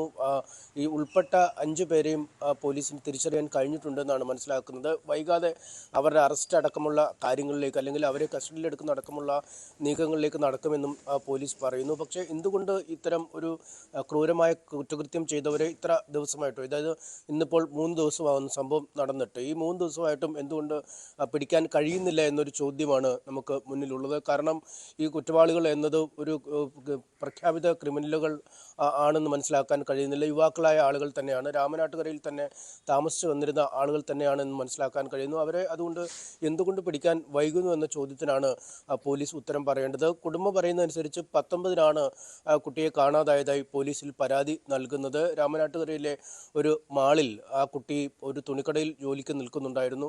ഇതിനുശേഷം സാധാരണഗതിയിൽ ഒരു 8 മണിയൊക്കെ ആകുമ്പോൾ രാത്രിയിൽ വീട്ടിൽ വരുന്നതാണ്. ഏതാണ്ട് 11-12 മണിയായിട്ടും കുട്ടിയെ കാണാതെ വന്നതോടുകൂടിയാണ് ഈ അമ്മ സമീപത്തുള്ള ഇടങ്ങളിലും ഈ കൂട്ടുകാരുടെ അടുത്തുമൊക്കെ അന്വേഷണം നടത്തുകയും ഒടുവിൽ പോലീസിൽ പരാതി നൽകുകയും ചെയ്തു. എന്നാൽ പോലീസിൽ നിന്നും കാര്യമായ ഒരു നടപടികൾ ആ രാത്രിയിൽ ഉണ്ടായില്ല എന്നാണ് ആ കുടുംബം ഇന്നലെ നമ്മളോട് സംസാരിച്ചപ്പോൾ പറഞ്ഞത്. ഒരുപക്ഷെ സമീപകാലത്തൊക്കെ നമുക്കറിയാം, ഈ ചെറുപ്പക്കാരായ കുട്ടികളെ അല്ലെങ്കിൽ ഈ പ്രായപൂർത്തിയാവാത്ത കുട്ടികളെ കാണാതായാൽ വലിയ കാര്യക്ഷമമായ അന്വേഷണങ്ങളൊക്കെ പോലീസിൻ്റെ ഭാഗത്തുനിന്നും നടത്താറുണ്ട്. പക്ഷേ അത്തരം ഒരു വലിയ ഇളക്കി മറിച്ചുള്ള ഒരു അന്വേഷണമൊന്നും നടന്നിട്ടില്ല. പിന്നെ പിറ്റേ ദിവസം ഒരു രാവിലെ 11 മണിയോടുകൂടി 10-11 മണിയോടുകൂടിയാണ് ആ കുട്ടിയെ ആ വീടിന് സമീപം തന്നെ ഒരു കാറിൽ, ഒരു മാരുതി കാറിൽ എന്നാണ് പറയുന്നത്, കാറിൽ കൊണ്ട് ഇറക്കി വിട്ട ശേഷം ആ സംഘം കടന്നു കളഞ്ഞത്. പിന്നീട് പരിശോധനയിലാണ് ദേഹമാസകലം മുറിവേറ്റ പാടുകൾ, കയ്യിൽ നിന്നൊക്കെ രക്തം കിനിയുന്ന ഒരു സാഹചര്യം. ഏതാണ്ട് കുട്ടി വീട്ടിലെത്തിയതിന് തൊട്ട് പിന്നാലെ പോലീസ് ഉദ്യോഗസ്ഥർ വരികയും കുട്ടിയെ കൂട്ടിക്കൊണ്ട് പിന്നീട് വൈദ്യപരിശോധനയ്ക്ക് പോവുകയും ചെയ്തു. അങ്ങനെ ഈ രാത്രി മുഴുവൻ ആ കുട്ടിയെ കാണാതായിട്ടും കണ്ടെത്താൻ കഴിഞ്ഞില്ല, അല്ലെങ്കിൽ അന്വേഷണം ഊർജിതമായി ചെയ്തില്ല എന്നതാണ് ഇതിൽ ഏറ്റവും പ്രധാന ഒരു പോരായ്മയായി പറയേണ്ടതുണ്ട്. ഈ വൈകുന്നേരം തന്നെ ഈ കുട്ടിയെ ഫോണിൽ ബന്ധപ്പെടാൻ ശ്രമിച്ചെങ്കിലും നടക്കാത്ത ഒരു സാഹചര്യം ഉണ്ടായിരുന്നു. ഫോൺ സ്വിച്ച് ഓഫ് ആയ അവസ്ഥയിലൊക്കെയാണ്. അതുകൊണ്ട് അത്തരത്തിൽ മൊബൈൽ ഫോൺ ടവറുകളൊക്കെ കേന്ദ്രീകരിച്ച് കുട്ടിയെക്കുറിച്ചുള്ള അന്വേഷണം നടത്തിയിട്ടില്ല എന്നത് ഒരു ഗുരുതരമായ പോരായ്മയെ നമുക്ക് ഈ ഘട്ടത്തിൽ പറയേണ്ടി വരും. രാമനാട്ടുകരയിലെ തന്നെ ഒരു കെട്ടിടത്തിൽ വെച്ചാണ് ഈ കുട്ടിയെ ക്രൂരമായ ലൈംഗിക പീഡനത്തിന് ഇരയാക്കിയതെന്ന വിവരമാണ് കുട്ടി വന്നപ്പോൾ തന്നെ കുടുംബത്തോട് പറഞ്ഞത്. ഒപ്പം 5-അംഗ സംഘമുണ്ടായിരുന്നു. കൂട്ടിക്കൊണ്ടുപോയ ഒരു പ്രധാന ആളും മറ്റ് 4 പേർ കൂടി ഒപ്പം ഉണ്ടായിരുന്നു എന്നാണ് ആ കുട്ടി പറയുകയും ചെയ്തിരിക്കുന്നത്. എന്നാൽ അത് സംബന്ധിച്ചൊരു വ്യക്തത ആ ഘട്ടത്തിൽ പോലീസിന് വന്നിട്ടില്ല എന്നാണ് നമുക്ക് മനസ്സിലാക്കാൻ കഴിയുന്നത്. കാരണം ഒരു അർദ്ധബോധാവസ്ഥയിലായിരുന്നു കുട്ടി ഉണ്ടായിരുന്നത്. മയക്കുമരുന്ന് മറ്റുമൊക്കെ നൽകിയാവാം ഈ കുട്ടിയെ ഈ പ്രതി കൊണ്ടുപോവുകയും ചെയ്തു. അതുകൊണ്ട് ആ ഒരു കുട്ടിയുടെ ഒരു വ്യക്തമായൊരു മൊഴി ആദ്യഘട്ടത്തിൽ എടുക്കാൻ കഴിഞ്ഞിരുന്നില്ല എന്നാണ് മനസ്സിലാക്കാൻ കഴിയുന്നത്. പക്ഷേ കുടുംബം നമ്മളോട് ഇന്നലെ വ്യക്തമായി തന്നെ പറയുന്നു 5 പേർ ആ സംഘത്തിൽ ഉണ്ടായിരുന്നു എന്ന് കുട്ടി അവരോട് പറഞ്ഞു എന്നാണ്. കാരണം അനീഷ്, അതാണ് ഈ 5 പേർ സംഘത്തിൽ ഉണ്ടെന്ന് കുട്ടി അവരോട് പറഞ്ഞ ഒരു സാഹചര്യത്തിൽ അനീഷ് നേരത്തെ പറഞ്ഞു ഇത് നാട്ടിലുള്ള ആളുകൾ തന്നെയാണെന്നും നേരത്തെ കണ്ട് പരിചയമുള്ള ആളുകളാണോ, അങ്ങനെ എന്തെങ്കിലും തരത്തിലുള്ള മൊഴി കുട്ടിയുടെ ഭാഗത്തു നിന്നും കുടുംബത്തിന് ലഭിച്ചിട്ടുണ്ടോ? ആ കുട്ടി തീർച്ചയായിട്ടും ഈ കണ്ടു പരിചയമുള്ള ആൾ, അതായത് മാളിൽ വെച്ച് കണ്ടു പരിചയമുള്ള ഒരാളാണ് തന്നെ കൂട്ടിക്കൊണ്ടുപോയത് എന്ന കാര്യത്തിൽ ഒരു കൃത്യമായ വിവരം തന്നെ നൽകിയിട്ടുണ്ട്. അദ്ദേഹവുമായി അല്ലെങ്കിൽ ആ പ്രതിയുമായി ഒരു അടുപ്പമൊന്നും ഉണ്ടായിരുന്നില്ല, മറിച്ചൊരു സൗഹൃദം ഉണ്ടായിരുന്നു. കാരണം ഈ ഹിന്ദി മാത്രം അറിയാവുന്ന ഒരു കുട്ടിയാണ്. കഴിഞ്ഞ കുറച്ച് നാളുകൾക്കുള്ളിലാണ് കേരളത്തിലേക്ക് വന്നത്. മാതാവിൻ്റെ അമ്മയും ഒക്കെ ഇവിടെ ജോലി ചെയ്യുന്നുവെങ്കിലും ആ കുട്ടി ബംഗാളിലായിരുന്നു താമസിച്ചിരുന്നത്. കേരളത്തിലേക്ക് വന്നിട്ട് അധിക നാളായിട്ടില്ല. അതുകൊണ്ട് തന്നെ മലയാളം ഒന്നും കാര്യമായി സംസാരിക്കാൻ ആ കുട്ടിക്ക് അറിയില്ല. അതുകൊണ്ട് ഈ ഹിന്ദി സംസാരിച്ച് വരുന്ന ആളുകളോടൊക്കെ ഒരു അടുപ്പം ഈ കുട്ടി കാണിക്കാറുണ്ടായിരുന്നു. അങ്ങനെ ഹിന്ദി സംസാരിക്കുന്നു എന്ന പേരിലാണ് ഇയാൾ കുട്ടിയുമായി അടുപ്പം സ്ഥാപിക്കുന്നതെന്ന് പറയുന്നത്. അതൊരു പ്രണയമൊന്നുമല്ല, മറിച്ച് സൗഹൃദം മാത്രമായിരുന്നു എന്ന് ഈ കുടുംബം പറയുന്നുമുണ്ട്. അയാളാണ് കൂട്ടിക്കൊണ്ടുപോയതെന്ന് അടക്കമുള്ള വിവരങ്ങൾ കൃത്യമായി തന്നെ ആ കുടുംബം നൽകുകയും ചെയ്തിരുന്നു. അതുകൊണ്ട് ആരാണ് എന്നതിനെക്കുറിച്ച് കൃത്യമായ ഒരു ചിത്രം ലഭ്യമാണ്. കാരണം ഈ കുട്ടിയെ ഉപേക്ഷിച്ച് വീടിന് സമീപത്താണ് ഉപേക്ഷിച്ചിട്ട് പോയ ഒരു സാഹചര്യം ഉണ്ടായത്. അപ്പോൾ തന്നെ പ്രാഥമികമായി കുടുംബം വിവരങ്ങൾ ശേഖരിച്ചിരുന്നു. ആ ഘട്ടത്തിലാണ് ഒരു ആളൊഴിഞ്ഞ കെട്ടിടത്തിലാണ് കൊണ്ടുപോയത്. 5 പേർ ഈ ആൾക്കൊപ്പം ഉണ്ടായിരുന്നു എന്ന വിവരങ്ങളൊക്കെ ഈ കുട്ടി നൽകിയത്. പക്ഷേ അതിനുശേഷം കുട്ടിയെ വൈദ്യപരിശോധനയ്ക്കായി മാറ്റുന്നു. പിന്നീട് ചൈൽഡ് ലൈനിൻ്റെ പ്രൊട്ടക്ഷന് കീഴിലേക്ക് മാറ്റുന്നു. ഇന്നലെ ആ കുടുംബം ആ കുട്ടിയെ കാണാൻ പോയപ്പോഴും കാണാൻ കഴിഞ്ഞിരുന്നില്ല. ഈ വെള്ളിവാട് കുന്നിലെ ജുവനൈൽ ഹോമിൽ ആ കുട്ടിയുണ്ട്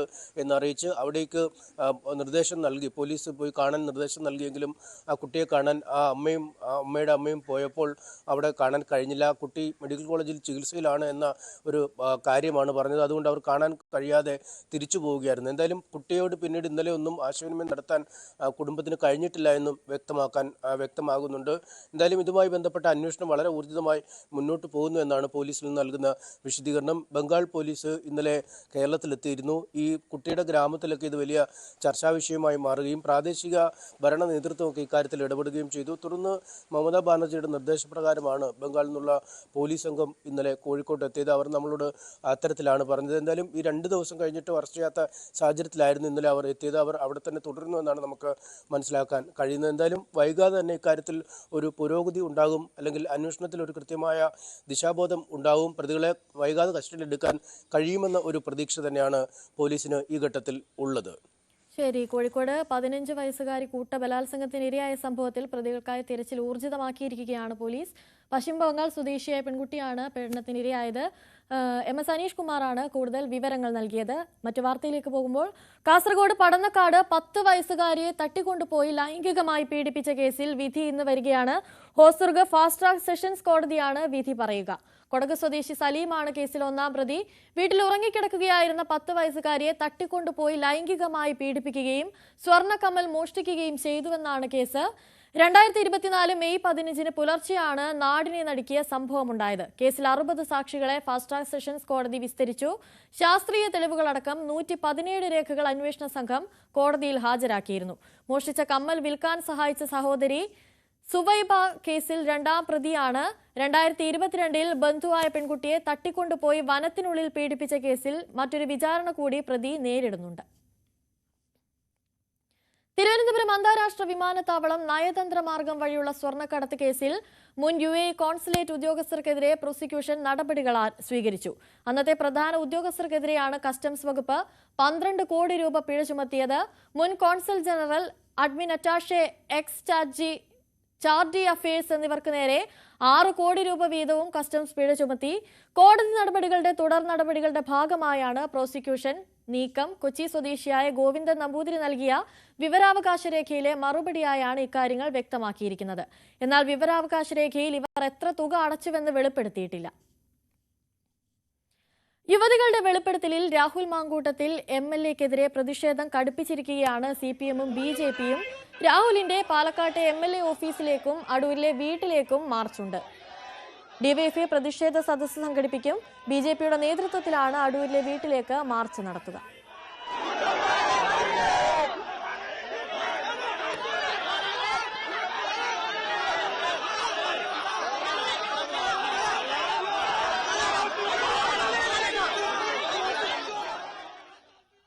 രാഹുൽ മാങ്കൂട്ടത്തിന്റെ രാജി ആവശ്യപ്പെട്ട് ചിക്കൻ തന്തൂരി തയ്യാറാക്കിയിരിക്കുകയാണ് ഡിവൈഎഫ്ഐ പ്രതിഷേധം. വെള്ളറട ബ്ലോക്ക് കമ്മിറ്റിയുടെ ആഭിമുഖ്യത്തിലായിരുന്നു പ്രതിഷേധം നടത്തിയത്. ചൂണ്ടിക്കൽ ജംഗ്ഷനിൽ നിന്നും രാഹുൽ മാങ്കൂട്ടത്തിനെതിരെയുള്ള പ്രതിഷേധ ബോർഡുകളും ജീവനുള്ള പൂവൻ കോഴിയെയും കയ്യിലേന്തിയായിരുന്നു ഡിവൈഎഫ്ഐ പ്രവർത്തകർ പ്രകടനമായി എത്തിയത്. തുടർന്ന് വെള്ളറട ജംഗ്ഷനിൽ പ്രത്യേകം തയ്യാറാക്കിയ അടുപ്പിൽ ചിക്കൻ തന്തൂരി പാചകം ചെയ്യുകയായിരുന്നു.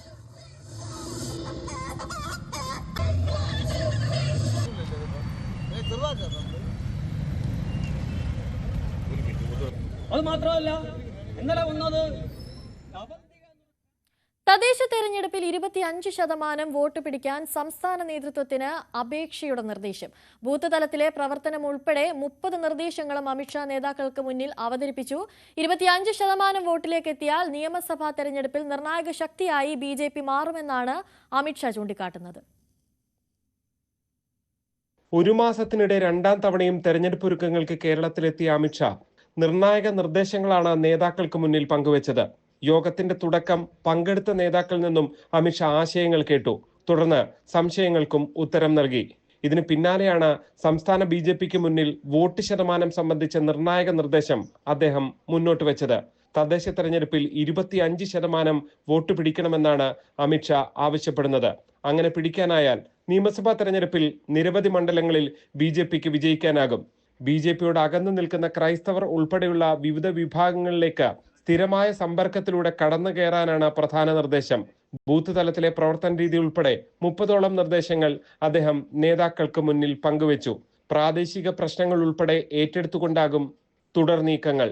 കുട്ടനാടിന്റെ പ്രശ്നങ്ങൾ പരിഹരിക്കാൻ കത്തോലിക്ക സഭ നേരിട്ട് സമരരംഗത്ത് നിൽക്കുന്ന സാഹചര്യത്തിന് പിന്നാലെ കേന്ദ്ര സംഘത്തെ ഇന്ന് കുട്ടനാട്ടിൽ എത്തിക്കും. കാർഷിക മേഖലയിൽ ഉൾപ്പെടെയുള്ള ജനങ്ങളുടെ പ്രശ്നങ്ങൾ നേരിട്ട് കേട്ട് തുടർ നടപടി സ്വീകരിക്കാനാണ് തീരുമാനം. സമാനമായ പ്രശ്നങ്ങളിൽ ഇടപെട്ട് ജനങ്ങളിൽ സ്വാധീനം ഉറപ്പിക്കാൻ നിർദ്ദേശം നൽകിയാണ് അമിത്ഷാ മടങ്ങിയത്. തദ്ദേശ തെരഞ്ഞെടുപ്പിന് മുന്നോടിയായി നിയമസഭാ മണ്ഡലങ്ങളുടെ ചുമതല തീരുമാനിക്കുന്ന കാര്യത്തിൽ BJPയിൽ ചർച്ചകൾ തുടരുകയാണ്. G Sreejith, news 18 Kottayam. കൊച്ചി മെട്രോയുടെ വയഡക്റ്റിന്റെ മുകളിൽ കൂടി ഇടപ്പള്ളി അരൂർ ഫ്ലൈ ഓവർ കടന്നുപോകുമെന്ന് പുതുക്കിയ DPR. അതനുസരിച്ച് ഉയരപാത നിർമ്മിക്കുന്നത് 30 മീറ്റർ ഉയരത്തിലാണെന്നാണ് റിപ്പോർട്ട്. ഇടപ്പള്ളി മുതൽ അരൂർ വരെ ഉയരപാത നിർമ്മിക്കുന്നതിനുള്ള നടപടികൾ വേഗത്തിലാക്കണമെന്ന് കേന്ദ്രമന്ത്രി നിതിൻ ഗഡ്കരി ഉറപ്പ് നൽകിയതായാണ് വിവരം. റിപ്പോർട്ട് ദേശീയപാത അതോറിറ്റിയുടെ അംഗീകാരത്തിനായി സമർപ്പിച്ചിരിക്കുകയാണ്. പാലാരിവട്ടം ബൈപ്പാസിൽ നിർദ്ദിഷ്ട മെട്രോയ്ക്ക് മുകളിലൂടെ കടന്നുപോകുന്ന വിധത്തിലാണ് ആകാശപാത നിർമ്മിക്കുന്നത്. മെട്രോ 2ാം ഘട്ടം പരിഗണിക്കാതെയുള്ള DPR ആണ് നേരത്തെ തയ്യാറാക്കിയിരുന്നത്. പുതുക്കി സമർപ്പിക്കാൻ NHAI നിർദ്ദേശിച്ചതിനെ തുടർന്നാണ് പുതിയ DPR. ഉയരപാത നിർമ്മിക്കുന്നതിനുള്ള നടപടികൾ വേഗത്തിലാക്കാമെന്നും കേന്ദ്ര ഉപരിതല ഗതാഗത മന്ത്രി നിതിൻ ഗഡ്കരി ഉറപ്പു നൽകിയെന്ന് ഹൈബിയുടെ MPയും കഴിഞ്ഞ ദിവസം പ്രതികരിച്ചിരുന്നു. ഇടപ്പള്ളി വരാപ്പുഴ പറവൂർ കൊടുങ്ങല്ലൂർ ദേശീയപാത പുനർനിർമ്മിക്കണമെന്നും ഇടപ്പള്ളി മുതൽ അരൂർ വരെ ആകാശപാതയ്ക്കുള്ള DPR തയ്യാറാക്കൽ കാലതാമസം കൂടാതെ പൂർത്തിയാക്കണമെന്നും ഗഡ്കരിയോട് MP ആവശ്യപ്പെട്ട സാഹചര്യത്തിലാണ് കേന്ദ്രമന്ത്രിയുടെ ഉറപ്പ്. തറനിരപ്പിൽ നിന്നും 30 മീറ്ററിലധികം ഉയരത്തിലായിരിക്കും ആകാശപാത നിർമ്മിക്കുക. ഇടപ്പള്ളി ഒബ്രോൺ മോൾ മുതൽ അരൂർ ജംഗ്ഷൻ വരെ 16.294 കിലോമീറ്ററിലാണ് ആകാശപാത. നിലവിൽ തുറവൂർ മുതൽ അരൂർ വരെ 12.75 കിലോമീറ്ററിൽ നിർമ്മാണം പുരോഗമിക്കുന്നുണ്ട്. 67% പ്രവൃത്തി പൂർത്തിയായിട്ടുണ്ട്. ജനുവരിയോടെ പൂർത്തിയാക്കാൻ കഴിയുമെന്നാണ് കണക്കുകൂട്ടൽ. Kaloor JNL stadium, Kakkanad info park റൂട്ടിലെ മെട്രോ റെയിൽ നിർമ്മാണം പൂർത്തിയായതിനു ശേഷമേ ഉയരപാതയെക്കുറിച്ച് ചിന്തിക്കാനാകൂ. 3600 കോടി രൂപയായിരുന്നു ആദ്യ റിപ്പോർട്ട് പ്രകാരം പദ്ധതി ചെലവ്. NH 66 ബൈപ്പാസ് ഭാഗത്തോട് സമാന്തരമായി ഫ്ലൈ ഓവർ നിർമ്മിക്കാനായിരുന്നു തീരുമാനം. എന്നാൽ പരിഷ്കരിച്ച DPR ഇപ്പോൾ NHAI പഠനവിധേയമാണ്. തറനിരപ്പിൽ നിന്നും 30 മീറ്റർ ഉയരത്തിലാണ് ഉയരപാത വരുന്നത്. NH 66 6 വരിപ്പാതയായി ഒരുങ്ങുമ്പോൾ ഇടപ്പള്ളി അരൂർ ദേശീയപാത എങ്ങനെയാകുമെന്ന അനിശ്ചിതത്വത്തിനാണ് ഇതോടെ വിരാമമാകുന്നത്. ക്യാമറമാൻ പ്രശാന്ത് മംഗലശ്ശേരിക്കൊപ്പം ആത്മ രവീന്ദ്രൻ, ന്യൂസ് 18 കൊച്ചി. തെരുവ് നായ്ക്കളെക്കുറിച്ച് ഭീതിപ്പെടുത്തുന്ന ദൈനംദിന വാർത്തകൾക്കിടെ വ്യത്യസ്തമായൊരു കാഴ്ച കാണാം. കൊച്ചി ഏരൂരിൽ ഒരു നായയുടെ ഓർമ്മയ്ക്കായി പ്രതിമയുണ്ടാക്കിയിരിക്കുകയാണ് പ്രദേശവാസികൾ. നായകളുടെ വിശ്വസ്തതയെ പറ്റി പറയുമ്പോൾ ഏറ്റവും അധികം നമ്മൾ പറഞ്ഞു കേട്ടിട്ടുള്ള കഥ ജപ്പാനിലെ ടോക്കിയോയിലെ ഹാച്ചിക്കോയാണ്. അതൊരു കഥയല്ല, അതൊരു റിയൽ സ്റ്റോറിയാണ്. യജമാനൻ പോയത് കാത്ത് അദ്ദേഹം മരിച്ചു പോയതറിയാതെ റെയിൽവേ സ്റ്റേഷനിൽ 9 വർഷം കാത്തിരുന്ന ഹാച്ചിക്കോയുടെ പേരിൽ അവിടെയുള്ള ഒരു വലിയ ബ്രോൺസ് പ്രതിമയാണ്. ആ നാട്ടുകാർ സ്ഥാപിക്കുകയും ആ നഗരം ഇപ്പോൾ ഹാച്ചിക്കോ ടൗൺ എന്നും അറിയപ്പെടുന്നു. ഇവിടെ കൊച്ചിയിലുമുണ്ട് അങ്ങനെ ഒരു ചെറിയ ഗ്രാമം, ഈ എൽദോയുടെ പേരിൽ അറിയപ്പെടുന്ന ഒരു ചെറിയ ഗ്രാമം.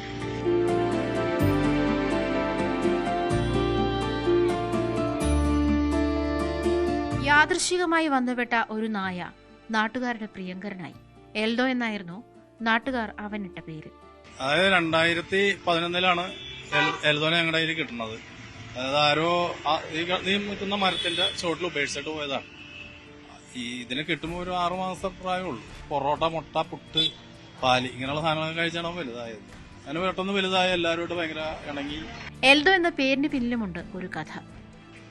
നമ്മുടെ ഒരു സിനിമ ഉണ്ടല്ലോ, ഈ ജനാർദ്ദന് നിന്നെ സിനിമയിൽ എടുത്തിടാന്ന് പറഞ്ഞു. അത് എനിക്കപ്പോൾ അങ്ങനെ തോന്നി, ഞാൻ അങ്ങനെ പേരിട്ട്. അതാ പേര് ഫേമസ് ആയി. നല്ല വീട്ടിലേക്ക് വെച്ച് നല്ല സന്തോഷത്തോട് തന്നെ ഇട്ടത്. അടുത്ത ബേക്കറി കടയിലെ പാൽ കേക്കാണ് പ്രിയ ഭക്ഷണം. അങ്ങനെ ആ കേക്കിന് എൽദോ കേക്ക് എന്ന് പേരും വീണു. ഇവനെ കാണുമ്പോഴത്തേക്കും ഇവന് എന്താ കഴിക്കണേന്ന് ചോദിക്കും. അപ്പോഴത്തേക്കും ഞാൻ പറയും ഈ ബിസ്ക്കറ്റ് കൊടുത്താൽ അവൻ കഴിച്ചോളൂ എന്ന് പറയും.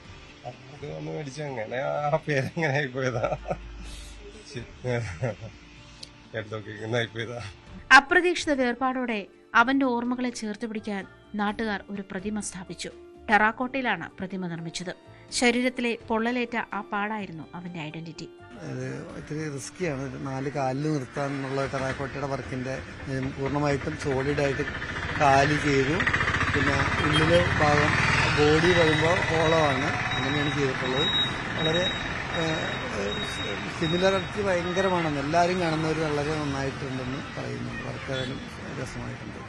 ഇതൊരു ഉദ്രശാലിയല്ല, പുള്ളിയുടെ കിടപ്പ് സ്ഥലമാണ് ഇവിടെ സ്ഥിരം. അവരെല്ലാവരും സ്നേഹിക്കുന്നു, അവനതുപോലെ സ്നേഹം അങ്ങോട്ട് കൊടുക്കുന്നു. കൂടുതൽ പിള്ളേരോടാണ് കൂടുതലും. ഏരൂർ കോഴിവെട്ടുംവെളി ബസ് സ്റ്റോപ്പിനടുത്തായി എൽദോയുടെ ഓർമ്മകൾ ഇനിയും തുടരും. എൽദോനെ 15 വർഷമാണ് ഇവിടുത്തുകാർ സ്വന്തം മകനെ പോലെ വളർത്തി പരിപാലിച്ചത്.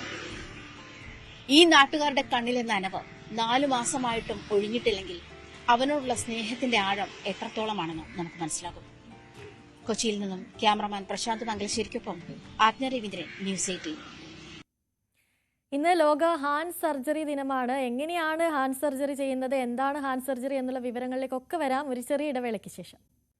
ഇന്ന് ലോക ഹാൻഡ് സർജറി ഡേ ആണ്. നമുക്ക് അത്ര പരിചയമല്ലാത്ത വൈദ്യശാസ്ത്ര ശസ്ത്രക്രിയ ശാഖയല്ല ഹാൻഡ് സർജറി. കോഴിക്കോട് മേത്ര ആശുപത്രിയിലെ hand and micro surgery senior കൺസൾട്ടന്റായ ഡോക്ടർ അജീഷ് ശങ്കർ ഹാൻഡ് സർജറിയെ കുറിച്ച് പറഞ്ഞു തരാൻ നമുക്കൊപ്പം ചേരുന്നുണ്ട്. Doctor good morning. ആദ്യം തന്നെ ചോദിക്കാനുള്ളത്, എന്താണ് ഈ ഹാൻഡ് സർജറി എന്നതുകൊണ്ട് ഉദ്ദേശിക്കുന്നത്? നമ്മൾ ഹാൻഡ് സർജറി എന്ന് കേൾക്കുമ്പോൾ തന്നെ നമ്മൾ ആദ്യം കരുതുക ഈ കൈ മാറ്റിവെക്കൽ ശസ്ത്രക്രിയ ആണെന്ന് വിചാരിക്കുന്ന ചില ആളുകളുണ്ട്. ഇത് അതിൽ നിന്നൊക്കെ വ്യത്യസ്തമായ മറ്റൊരു സർജറി ആണെന്ന് മനസ്സിലാക്കുന്നു. അത് ഏത് രീതിയിലാണ് ചെയ്യുന്നത്, എന്താണ് ഇതിന്റെ ഒരു ചരിത്രം എന്ന് പറയുന്നത്? Good morning. ഹാൻഡ് സർജറി എന്ന് പറയുന്നത് നമ്മുടെ കൈകളുടെ ആരോഗ്യ പ്രശ്നങ്ങളെ സോൾവ് ചെയ്യാൻ ശ്രമിക്കുക എന്നുള്ളതാണ്. അത് സർജറി ആവാം, അല്ലാതെ മറ്റ് ചികിത്സകളാവാം. അപ്പോ നമ്മുടെ കൈകൾ അവരുടേതായ രീതിയിൽ ഒരു അവയവമാണ്, ഒരു സെപ്പറേറ്റ് ഒരു ഓർഗൻ ആണ് എന്നുള്ള ഒരു അണ്ടർസ്റ്റാൻഡിംഗിൽ നിന്നാണ് ഹാൻഡ് സർജറി എന്നൊരു ശാഖ തന്നെ ഉണ്ടാകുന്നത്. ഇപ്പൊ നമുക്ക് കരളിന് രോഗം വരുമ്പോൾ നമ്മൾ അതിന്റെ സ്പെഷ്യലിസ്റ്റിനെ കാണുന്നു, വൃക്കകൾക്ക് വരുമ്പോൾ അതിന്റെ സ്പെഷ്യലിസ്റ്റിനെ കാണുന്നു, ഹൃദയമാകുമ്പോൾ കാർഡിയോളജിസ്റ്റിനെ കാണുന്നു എന്ന് പറയുന്ന പോലെ തന്നെയാണ് ഇപ്പൊ കൈകൾ. നമ്മുടെ ജീവിതത്തിൽ അവരുടെ കൈകൾ നമ്മുടെ ജീവിത ഓരോ കാര്യങ്ങൾക്ക് നമുക്ക് വരുന്ന ആവശ്യങ്ങൾക്കായി ഒരു ഇമ്പോർട്ടൻസിനെ മനസ്സിലാക്കിക്കൊണ്ടാണ് അതിനെ വേറൊരു ശാഖയായിട്ട് വരുന്നത്. ചരിത്രപരമായിട്ട് തന്നെ ഹാൻഡ് സർജറി എന്ന് വിളിച്ചു പോരുന്നതാണ്. കാരണം പലപ്പോഴും പരിക്കുകളിൽ നിന്നാണ് ഇതിന്റെയൊക്കെ തുടക്കം. ഈ പറഞ്ഞ പോലെ കൈ മാറ്റിവെക്കൽ, കൈ അറ്റുപോയി കഴിഞ്ഞാൽ പിന്നീട് കൈ മാറ്റിവെക്കൽ എന്നൊക്കെ വരുന്നത് അത് വളരെ മുന്നോട്ടുള്ള കാര്യങ്ങളാണ്.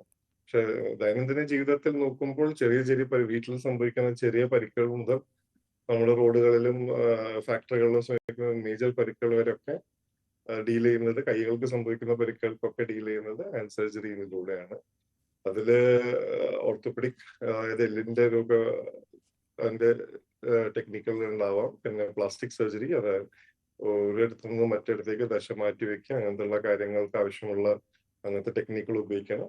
ഇത് രണ്ടും ചേർന്ന് വരുന്ന ഒരു ഫീൽഡാണ് ഹാൻഡ് സർജറി. നമ്മുടെ കൈകളുടെ ആരോഗ്യത്തിനെ സംരക്ഷിക്കാനായി ഉള്ള സ്പെഷ്യലിസ്റ്റുകളാണ് ഹാൻഡ് സർജൻസ്.